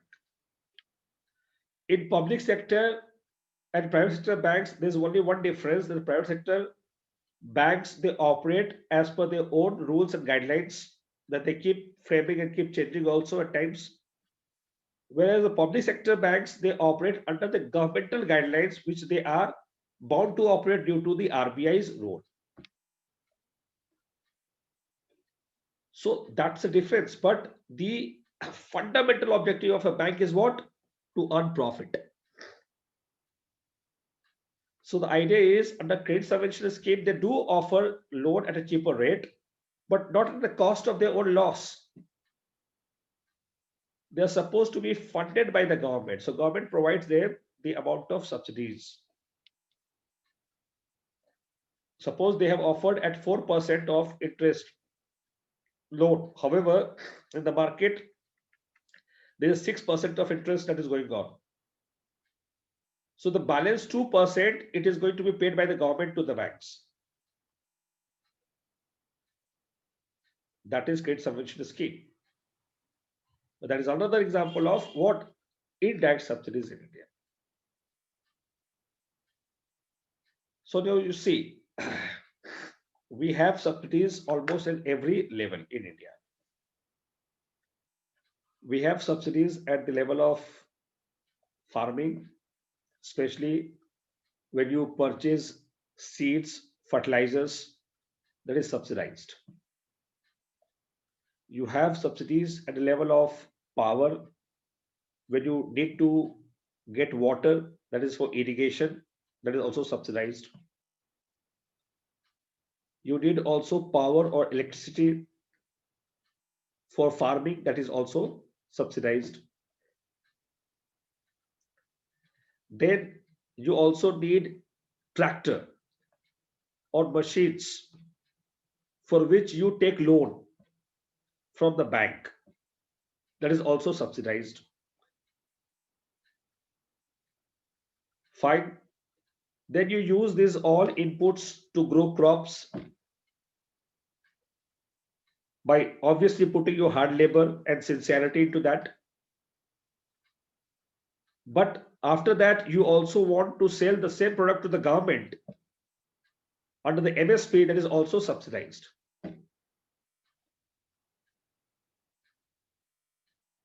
So the point is, right from the stage of production to the stage of sale, at every stage in agriculture, there's a concept of subsidies.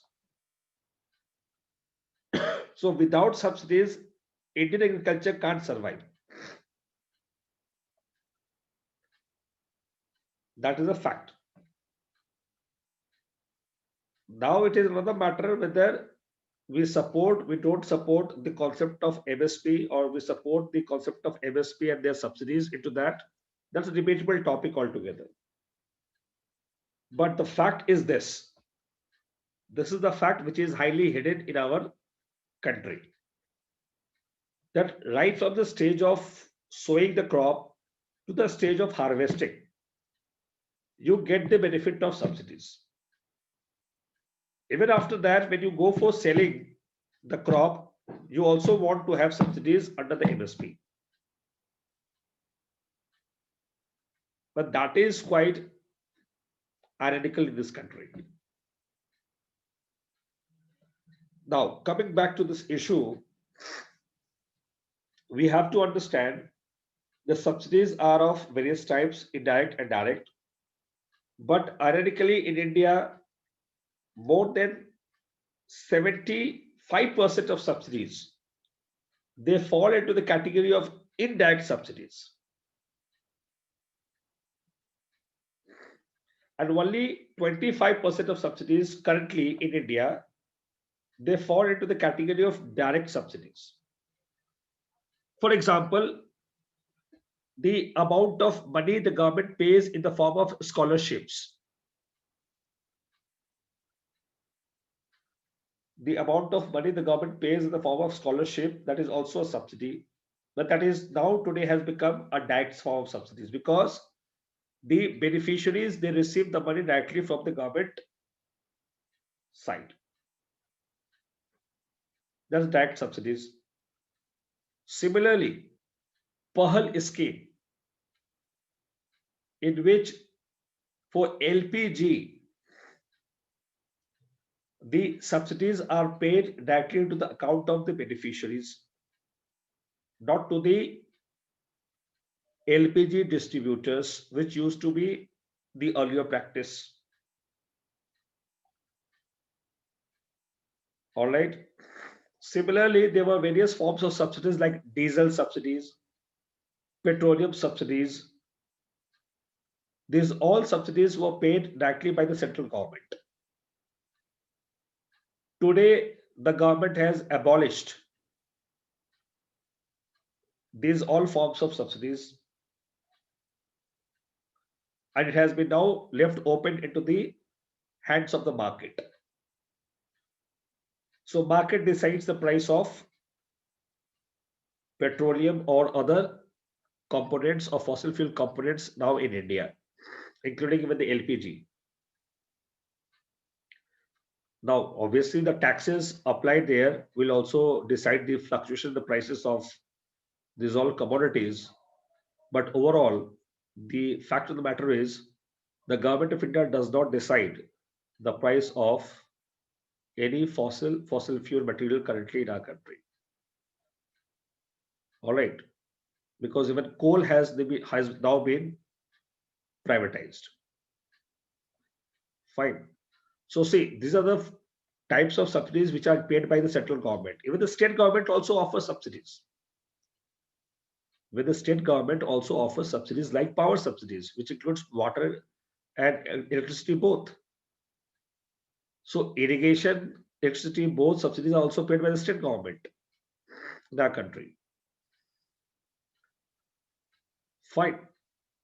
So this is how we see subsidies are there on the credit. Subsidies are there on the purchasing of, let's say, tractors. Subsidies are there on the purchasing of fertilizers. Fine. Now, out of these, you have certain benefits of direct and certain benefits of indirect. So let us discuss the why government of India is so much dependent upon the form of indirect subsidies in this country. See, this has been a traditional practice in India to follow up in for the sake of providing the relief for the consumers who didn't have a high purchasing power, to provide them the benefit of indirect subsidies across all the people, across all the class. Therefore, you can see petroleum products used to come under the APM system of the government of India. It is called as Administered Price Mechanism system. Petroleum products were controlled under the APM system, Administered Price Mechanism, APM.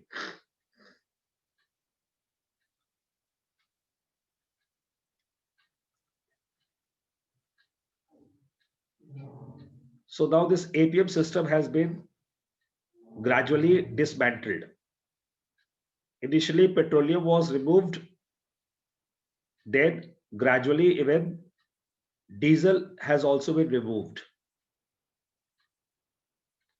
So petroleum, kerosene and diesel all actually have been now removed from APM system today. Fine. Point is, why was so?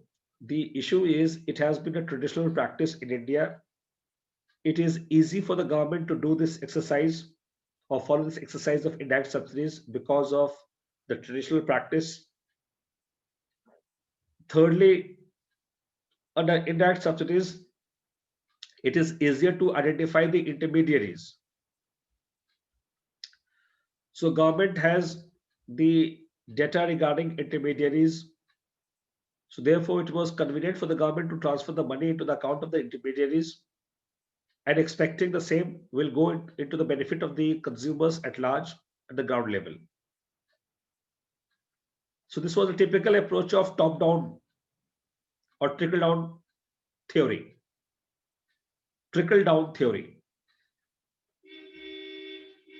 or top-down theory. However, in this approach, there are various lacunas. One of the serious lacunas is there would be an enormous amount of leakages and corruption in the form of indirect subsidies.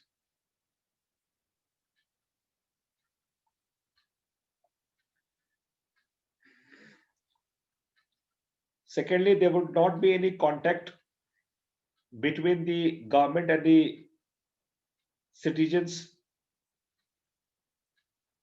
So there will be a less direct contact between the government and citizens. That's another very important point.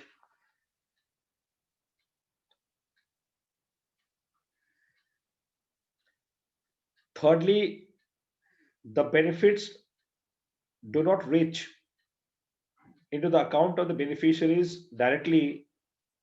Therefore,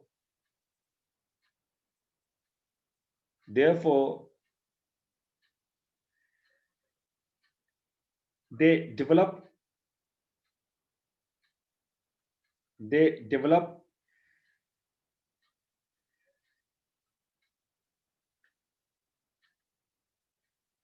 a sort of an antipathy against the government.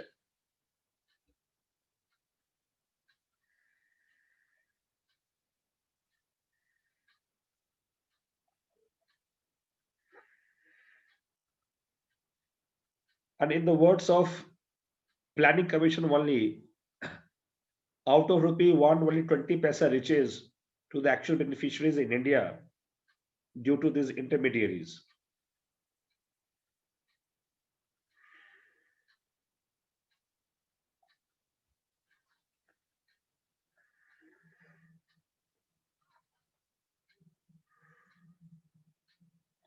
All right. So these are the lacunas of indirect subsidies. Therefore, direct subsidies has various advantages. Now, what are the advantages of direct subsidies? Let us see that. Or rather, let us discuss why India had not adopted direct subsidies right from the beginning. Then we get into the advantages. Say India didn't go for direct subsidies right from the beginning because of only one fundamental reason, and that was lack of adequate data with the government of India. So data collection has always been the biggest challenge for the government right from the beginning, because India is not a small country like Nepal or Bhutan. It's a vast country having crores and crores of population. So therefore, data collection has always been the biggest mammoth task for the Indian administrative system. So that is a big challenge for India, or that actually has been.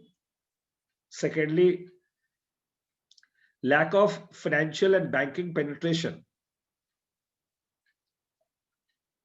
Lack of banking and financial penetration in India has been another serious institutional challenge. Another serious institutional challenge.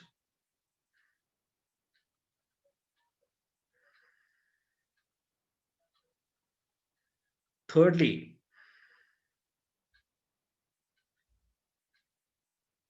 the technological penetration in India has also been very slow and gradual. Technological penetration in India has also been slow and gradual.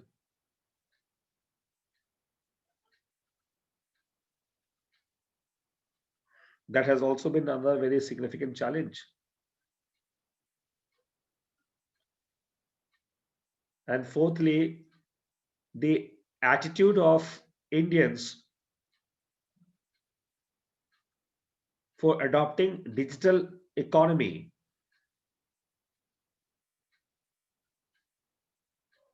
has also been acting as a hindrance. So adopting digital economy has also been acting as a hindrance for the, of course, operation of direct subsidies in India. Fifthly, in the process of executing direct subsidies, in the process of executing or implementing direct subsidies, there was always a fear of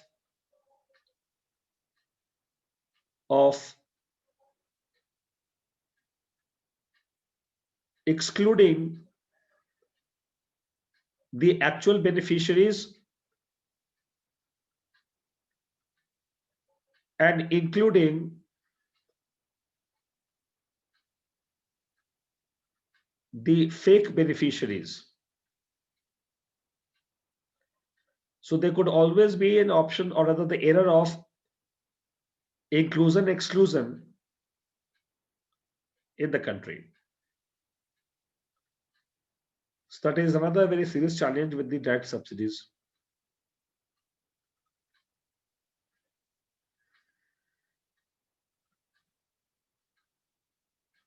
Now, under this background, the direct subsidies has not been implemented in India on a larger scale. It's not like that we have not done it, because MSP has already been there. But it's not on a larger scale we have been executing direct subsidies.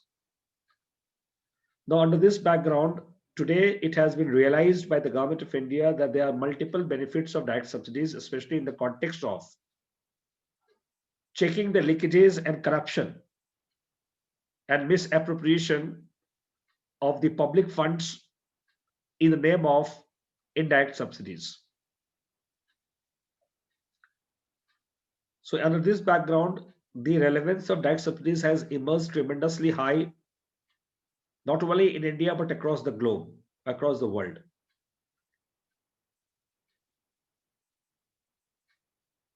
Because to implement inclusive growth policy, also, it is essential to establish the connection between the state and the beneficiaries in India. It is essential to establish the connection between the state and the beneficiaries in India.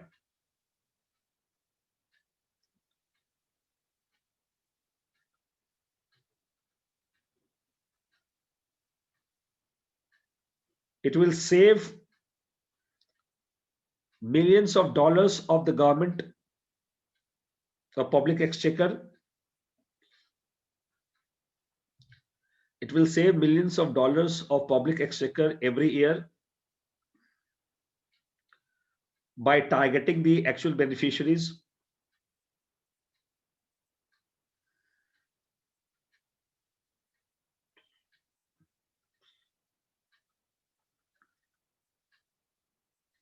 Next point, it will promote the concept of a welfare state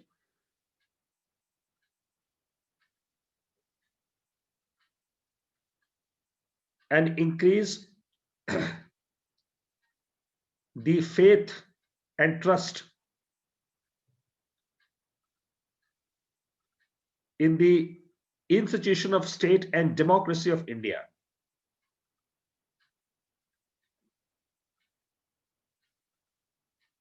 It will instill the aspect of faith and trust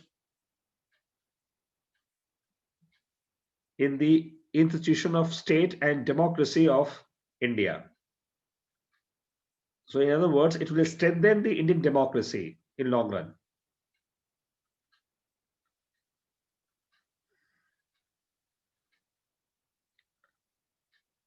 And last but not the least, that millions of people and their sufferings can be ameliorated. Millions of peoples and their sufferings can be easily ameliorated or can be easily mitigated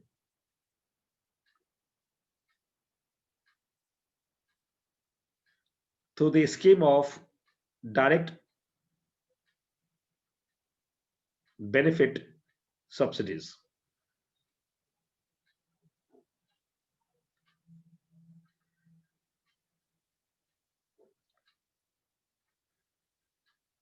All right. So see, these are the benefits of direct subsidies. Now, in the light of this, let us discuss one case study.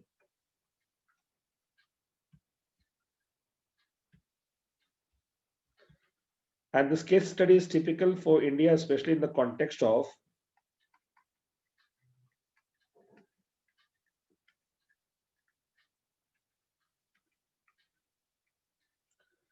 fertilizer subsidies. Now, see, why fertilizer subsidies we have taken because of various reasons behind it. And the important fact about subsidies in India is, as per Economic Survey 2014-15 is concerned, according to Economic Survey 14-15, the government of India spends more than rupees 2 lakh crore per annum only on subsidies pertaining to agriculture. So rupees 2 lakh crore plus subsidies are spent only on agriculture in India, and overall, the amount of subsidies spent by the government of India every year, it crosses more than 3.6% of India's GDP. Now, that much of money you don't even spend upon health. That much of money you have not been spending upon even education. But you have been spending almost 3.6%, or rather above 3.5% per annum of your GDP only on subsidies. And theoretically, I told you that in economics, subsidies are considered as a part of revenue expenditure, which does not add any capital asset for the country.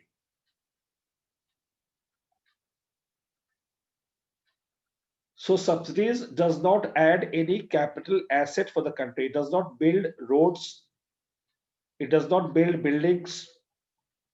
It does not create public schools or hospitals for that matter. So it is a part of revenue expenditure right from the beginning, which is considered to be a concept of maintenance expenditure or non-developmental expenditure in India. So subsidies are mainly non-developmental expenditure in this country. It does not bring development. So in the light of these data or these analysis, what we have to understand, there is a need to provide a shape to the concept of subsidies in India, because every item and any item can't be subsidized. So for that matter, for the first time in 1997, a white paper was presented on the floor of Parliament for the first time ever on the issue of subsidies in India. White paper means Government of India's gazetteer.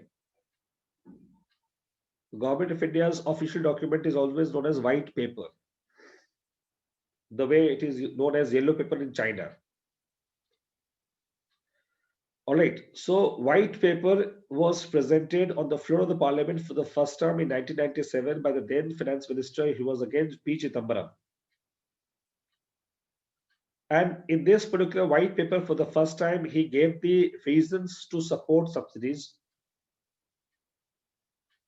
He gave the reasons to support subsidies, and it is also further classified subsidies into two parts: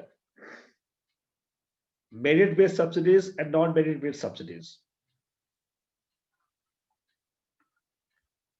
See, in 1997 and again in 2004-5, white paper was presented by the then finance minister, and both the times it was P. Chidambaram only. P. Chidambaram was the finance minister.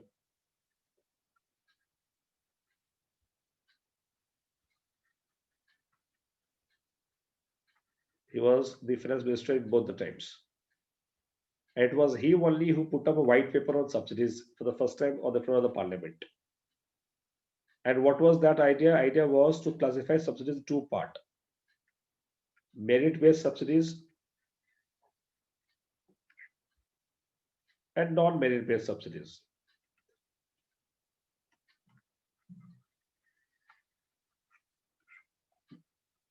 So merit-based subsidies are those subsidies which are highly essential to support the burgeoning society of India, essential to nurture the emerging society of India. Like, let's say, primary school, schooling, let's say water, let's say the subsidies on power for poor housing. All right, etc. Subsidies also on transportation.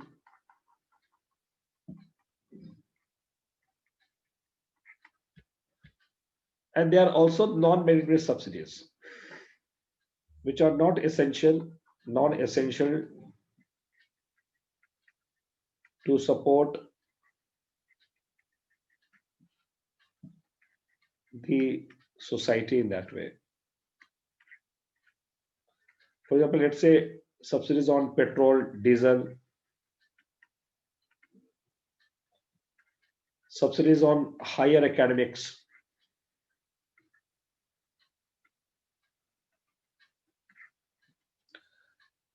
subsidies on, let's say, modern transportation system. All right. So these are the subsidies which are not at all merit-based subsidies. In fact, according to the white paper, these subsidies have to be gradually eliminated from India. And these subsidies, there's a need to rationalize it.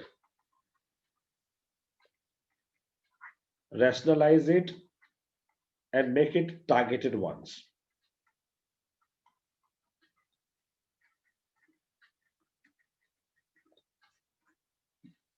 All right, which means all or everyone should not get the benefit of these subsidies. These have to be eliminated for everyone. But here, the subsidies should be targeted one, should be rationalized in terms of its total expenditure. Fine. Now, that was an idea of the white papers put up by the then finance minister P. Chidambaram at two occasions. Fine. That is how subsidies issue was debated. Then you see fertilizer subsidy has also been one of the issue of criticism in India. Now, this subsidy today has become a part of almost non-merit-based subsidies.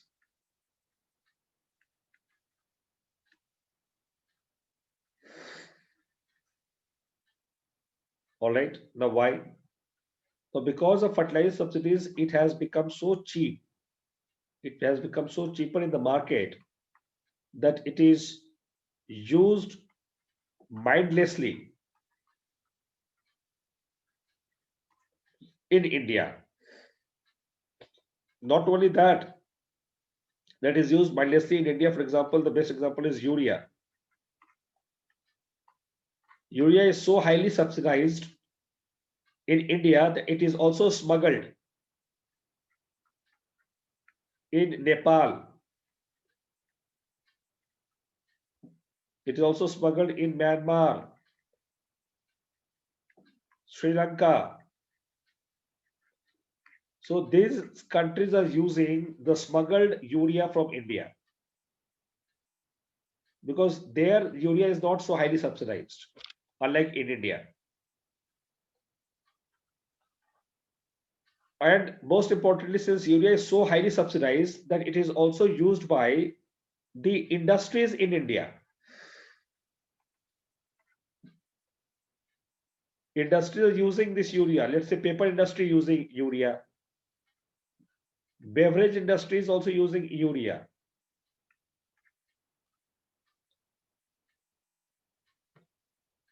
For example, Coca-Cola. They're also using urea. All right. Similarly, even milk industry also using urea to make milk whitening. Whitening of milk is done through urea, processing through urea. All right. Now you see milk which has yellowish color, it actually is processed through urea to make it white. All right, now you see this is why, because it is highly easily available in India at a very cheaper rate. So it has to be checked. And most importantly, what happened, the government actually did stop the smuggling of urea rampantly, and also using urea by these industries rapidly in this country, or rampantly in this country. And at the same time, the other fertilizers in India have completely been compromised. Muriate of phosphate,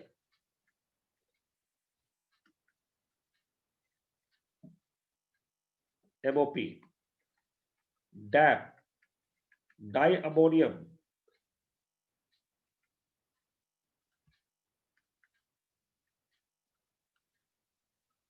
muriate of potash, diammonium phosphate. All right. So diammonium phosphate is DAP, and muriate of potash is MOP, that is MOP. Now you see NPK, that is N nitrogen, which comes from urea. P is, that is phosphorus, that is coming from DAP. K is potash, that is coming from MOP. So NPK is the fertilizer component or other fertilizer nutrient that is required to support our agriculture in this country. All right. So N, the urea, that is of nitrogen. P4, that is phosphorus, that is coming from DAP. Phosphorus as a component, we derive it from the DAP fertilizer. DAP is the name of the fertilizer. MOP is the name of the fertilizer from where we get it. What? Potash. Because NPK are missing in Indian soil. Indian soil is deficit in NPK components. All right. So therefore we use urea, DAP and MOP. And as told you, urea is highly promoted in India in terms of subsidies. On the other hand, this DAP and MOP are completely imported in India. Government of India does not, or other Indian, of course, industries are not promoting or not producing DAP and MOP in India. The only reason behind that is that they don't have the latest technology. That's the first thing. And second, these all products are produced at a cheaper rate in other countries than what it can cost in India. So it is better for India to import rather to produce it within the country. But even though it is also causing a huge drain on India's foreign exchange in terms of importing of these ureas or these fertilizers.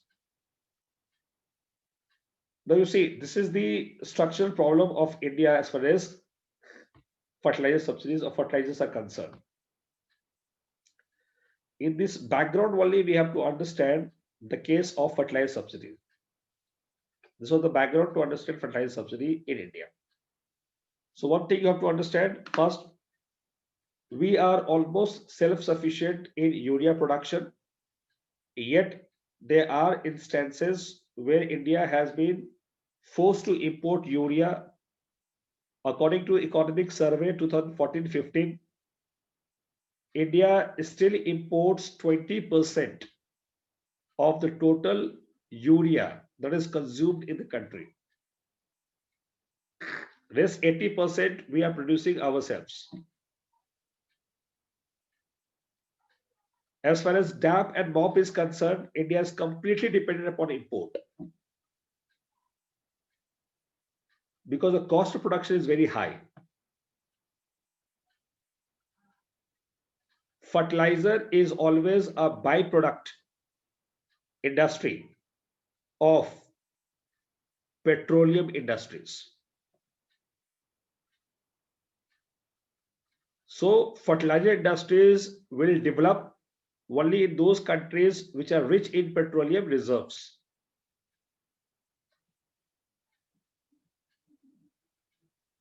And since in India we have limited petroleum reserves, we have not been able to tap upon this potential. Countries like US, Russia, China, and Gulf nations are the biggest producers of fertilizers or chemical fertilizers like urea, DAP, and MOP.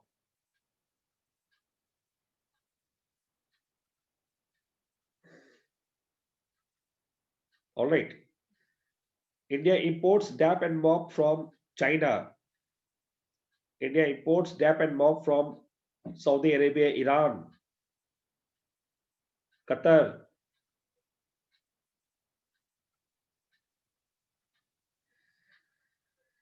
All right.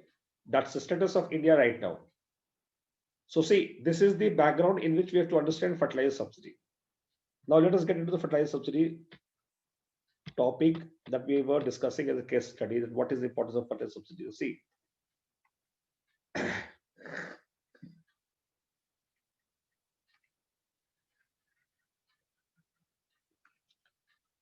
India started promoting fertilizer production within the country in 1970s.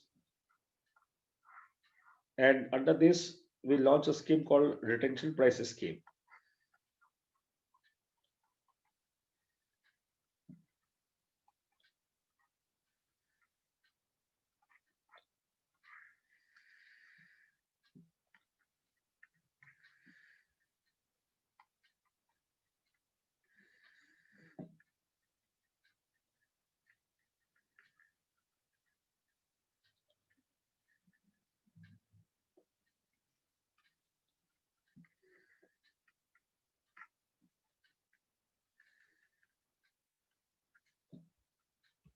So you see, retention price scheme was a scheme under which the fertilizer factories or industries, their cost of production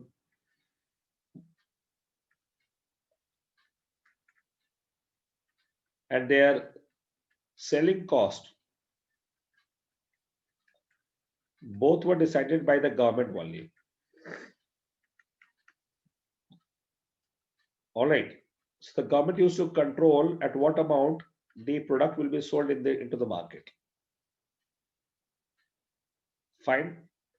And this particular cost of production, if there's any gap into this cost production selling cost, the government used to pay it to the fertilizer industry directly to their account.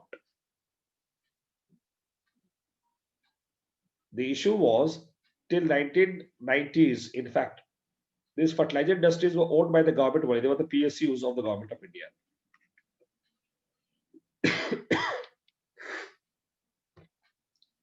Fine. But from 1991 onwards, some private companies also started coming up in the fertilizer industries, but not too many. Then finally, in 2010, the government introduced another scheme that is called as nutrient-based subsidy scheme. Under this scheme,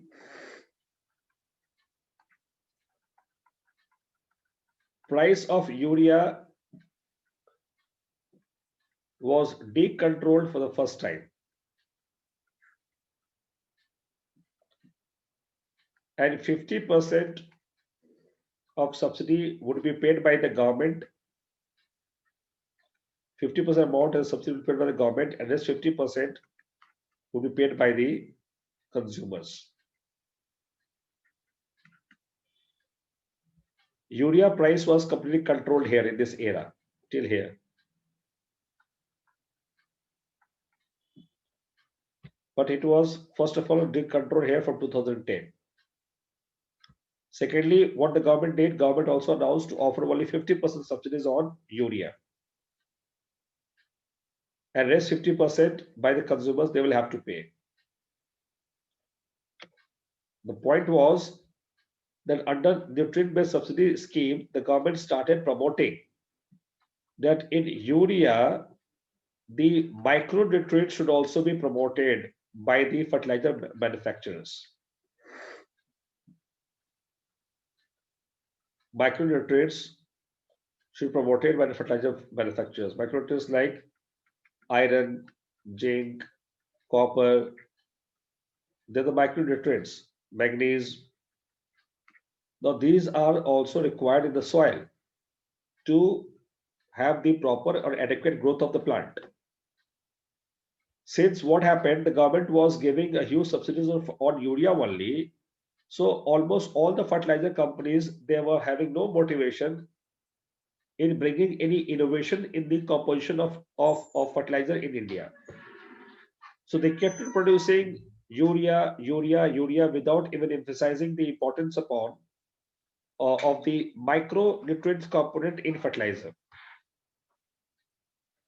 By 2010, it was realized that almost all the soils of India where the chemical fertilizers have been used, they have become acidic in nature, or they are becoming acidic in nature.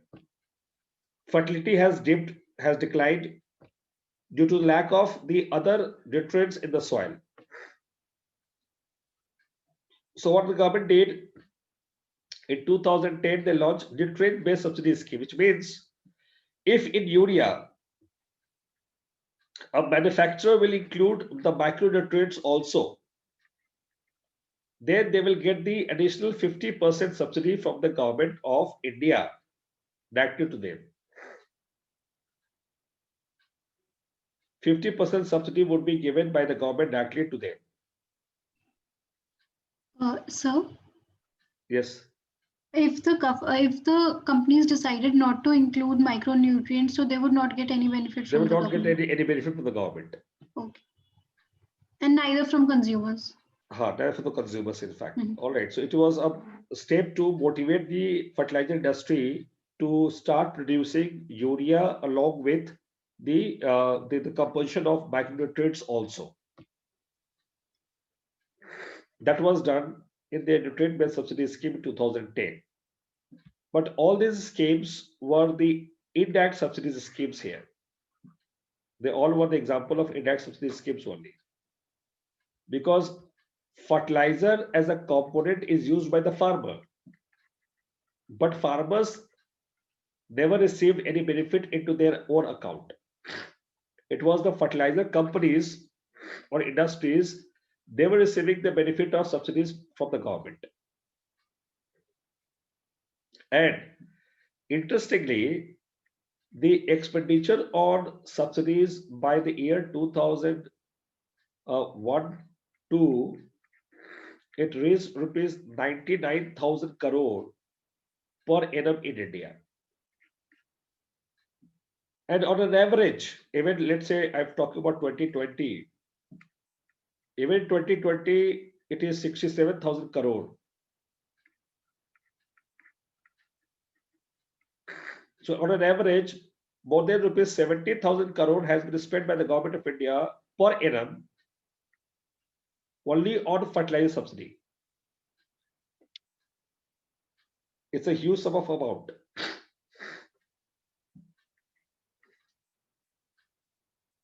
So now you can understand that this amount of money which was spent upon fertilizer subsidy has to be rationalized. So finally, what has happened? Let us see that.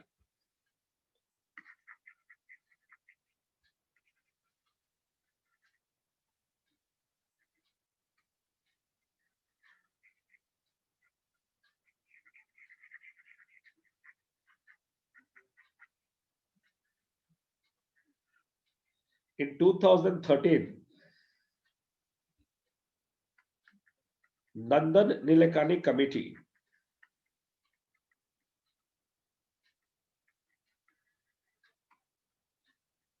a person who was one of the heads of Infosys and person who was a brainchild behind the concept of Aadhaar in India. He was Nandan Nilekani. So Nandan Nilekani committee, it recommended for a concept of mobile-based fertilizer management system. Mobile-based fertilizer management system. That is also called as MFMS system. It was launched in 2013. Fine. Now see, what was the proposal or what was the objective of this scheme? We have to understand that now.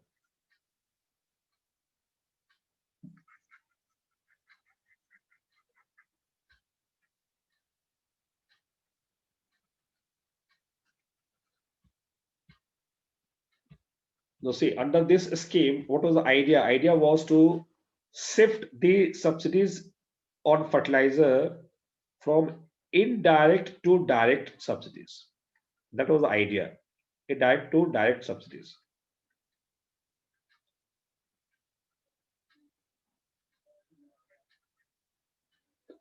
All right, indirect to direct subsidies. That was the idea of this scheme. Fine. Now you see, under indirect to direct subsidies, the idea was to identify the beneficiaries. Who are the beneficiaries of, or who should be the beneficiaries of fertilizer subsidies? There should be always farmers, no one else. And who were receiving the benefit of fertilizer subsidies in India? They were mainly the fertilizer companies or industries.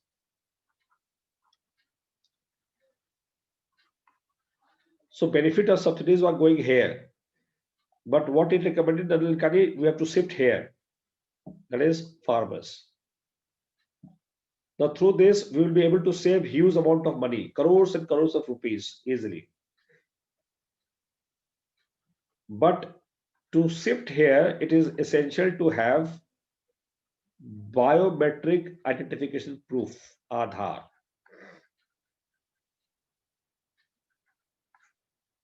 So Aadhaar scheme he proposed under the idea of MFS only. So we'll have to go for Aadhaar to find out this particular method of direct subsidies. Because this scheme will ensure no fake beneficiary, no manipulated beneficiaries, and most importantly, Aadhaar will have to be linked further with the Jan Dhan account.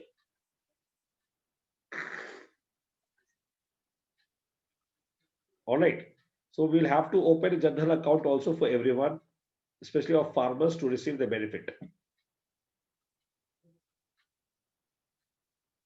Fine. That was the issue. Here, difficulty was to have this Aadhaar, Jan Dhan, and of course with datas also. So from where we'll get the data of all the farmers, because farmer is also a vague word in India. According to the government definition, farmer is those who own the land. But there are farmers who do not own the land, yet they are doing farming. Isn't it? So we have the farmers in India who do not own any land, yet they are farming, doing farming. So will they not be considered to be a part of this beneficiary or to be part of this benefit of the subsidized urea, subsidized fertilizers? So obviously we'll have to find out a solution for that. So you see, data was not there. So what the Lekani Committee recommended in 2013, let's have a mobile-based subsidies, which means between indirect to direct, there is also a role of intermediaries. And these intermediaries are basically the retailers. Because farmers do not buy the fertilizer from the company, they buy it from retailers. And retailers, they get it from the industries. So what this committee said or recommended, remove this concept of giving the money to the fertilizer industries. Offer this money to the retailers first. All right. And then after a few years, when we'll be having the data of these farmers through Aadhaar and Jan Dhan, we can shift directly to the direct subsidies like this way. So right now subsidies are being offered here, but we'll have to shift here first. And then from here, we will shift to the farmers completely. So it is going to be a phase-wise transformation of fertilizer subsidies from indirect to direct. That's what the idea of Nandan Nilekani Committee in 2013.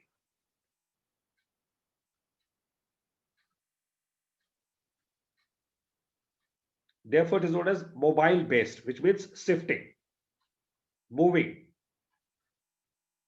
So initially we will identify retailers, because suppose I give an example.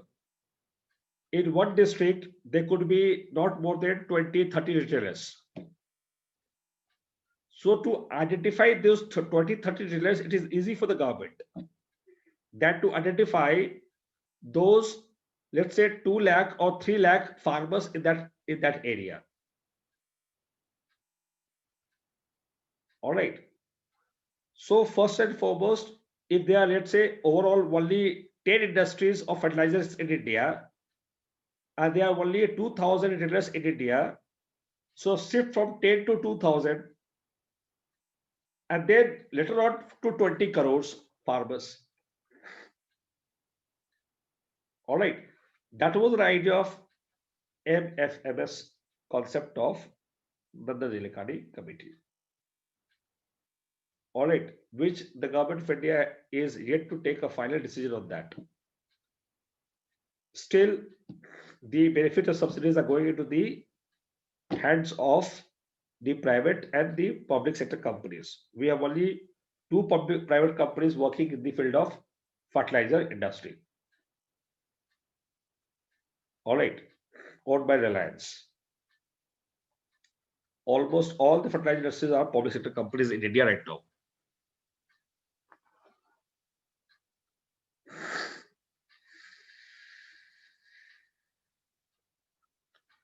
And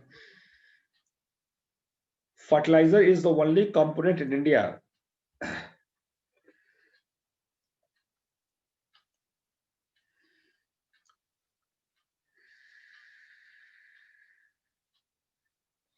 which is a part of a canalized list in this country.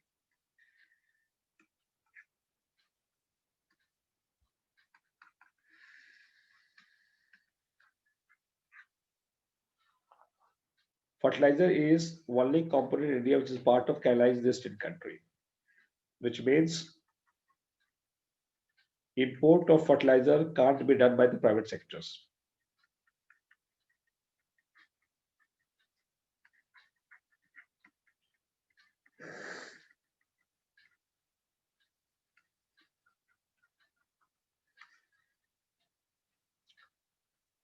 Import will be done only through the government agencies.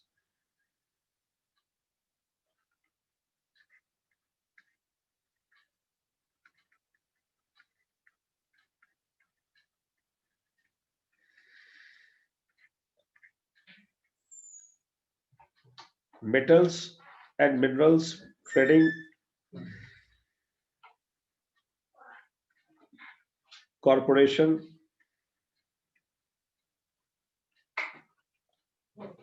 and estate trading corporation.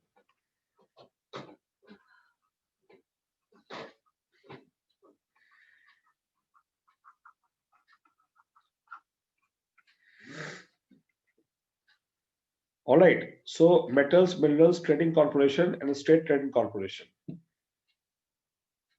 They are the two government-owned agencies. They are the PSUs of the government, owned by central government, owned by state government.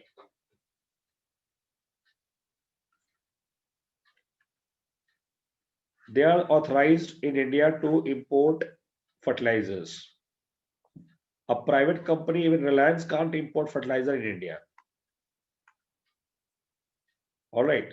So suppose Reliance goes for contract farming and they need fertilizers, they can't import it. They will have to go to the MMTC or STC. Then only MMTC and STC will place the order to import fertilizer from any part of the world from where they want to import it. But it has to come through these two agencies only. That's the meaning of canalized list. We will discuss it again while talking about the liberalization policy. But that's what you have to understand. Fertilizer is still a part of canalized list in India, even in 2020, 2021, in fact. Fine. So we'll keep it till here only. Tomorrow we'll see some more reforms that we have introduced in fertilizer industries in recent time, especially after 2014-15. The new government came into power because we have completed 2013 story. So after that, we'll have to complete the story of from 14-15 to 2020, in fact. And then we'll move to the next chapter also.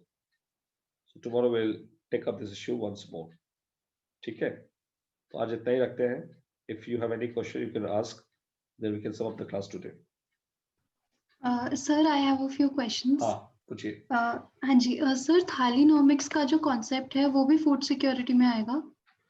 How you can bring that also because that has been shown by the economic survey as a you can say as an instrument to put up the government's image in a very positive manner, indicating that if there's a per capita income which can earn sort of a thali which includes the basic food items, then that economy is improving, or rather we are improving further. All right. So poverty or malnourishment now has measured by economic survey of the theory of thyronomics. All right. Okay, So that you can bring it also here in that way. Okay, It was given in 1920 economic survey. Yes. Uh-huh. And sir, the geographical indication tag, is it only specific to countries या country may be specific places? Because for instance, we had अभी पीछे Punjab had raised questions कि why is Madhya Pradesh growing basmati rice? Idea is GI tag is actually of course applied for the GI tag also at international level, WTO level, and then also locally as well. There's a DG for GI in India. For that also, you will have to go for the local level GI tag. All right, within the government, within the country itself. Okay. All right, that's the issue. And sir, is AOA a part of Doha Development Accord? Doha Development Accord came after AOA. Okay. Okay, Doha came Doha was one of the meetings of WTO in 2001. All right, their NAMA came into, in fact. So non-agriculture market access group came into existence in Doha group of talks. Okay, go out of box. Okay, sir. Thank you, sir. Okay. Okay, welcome. Any other question you have?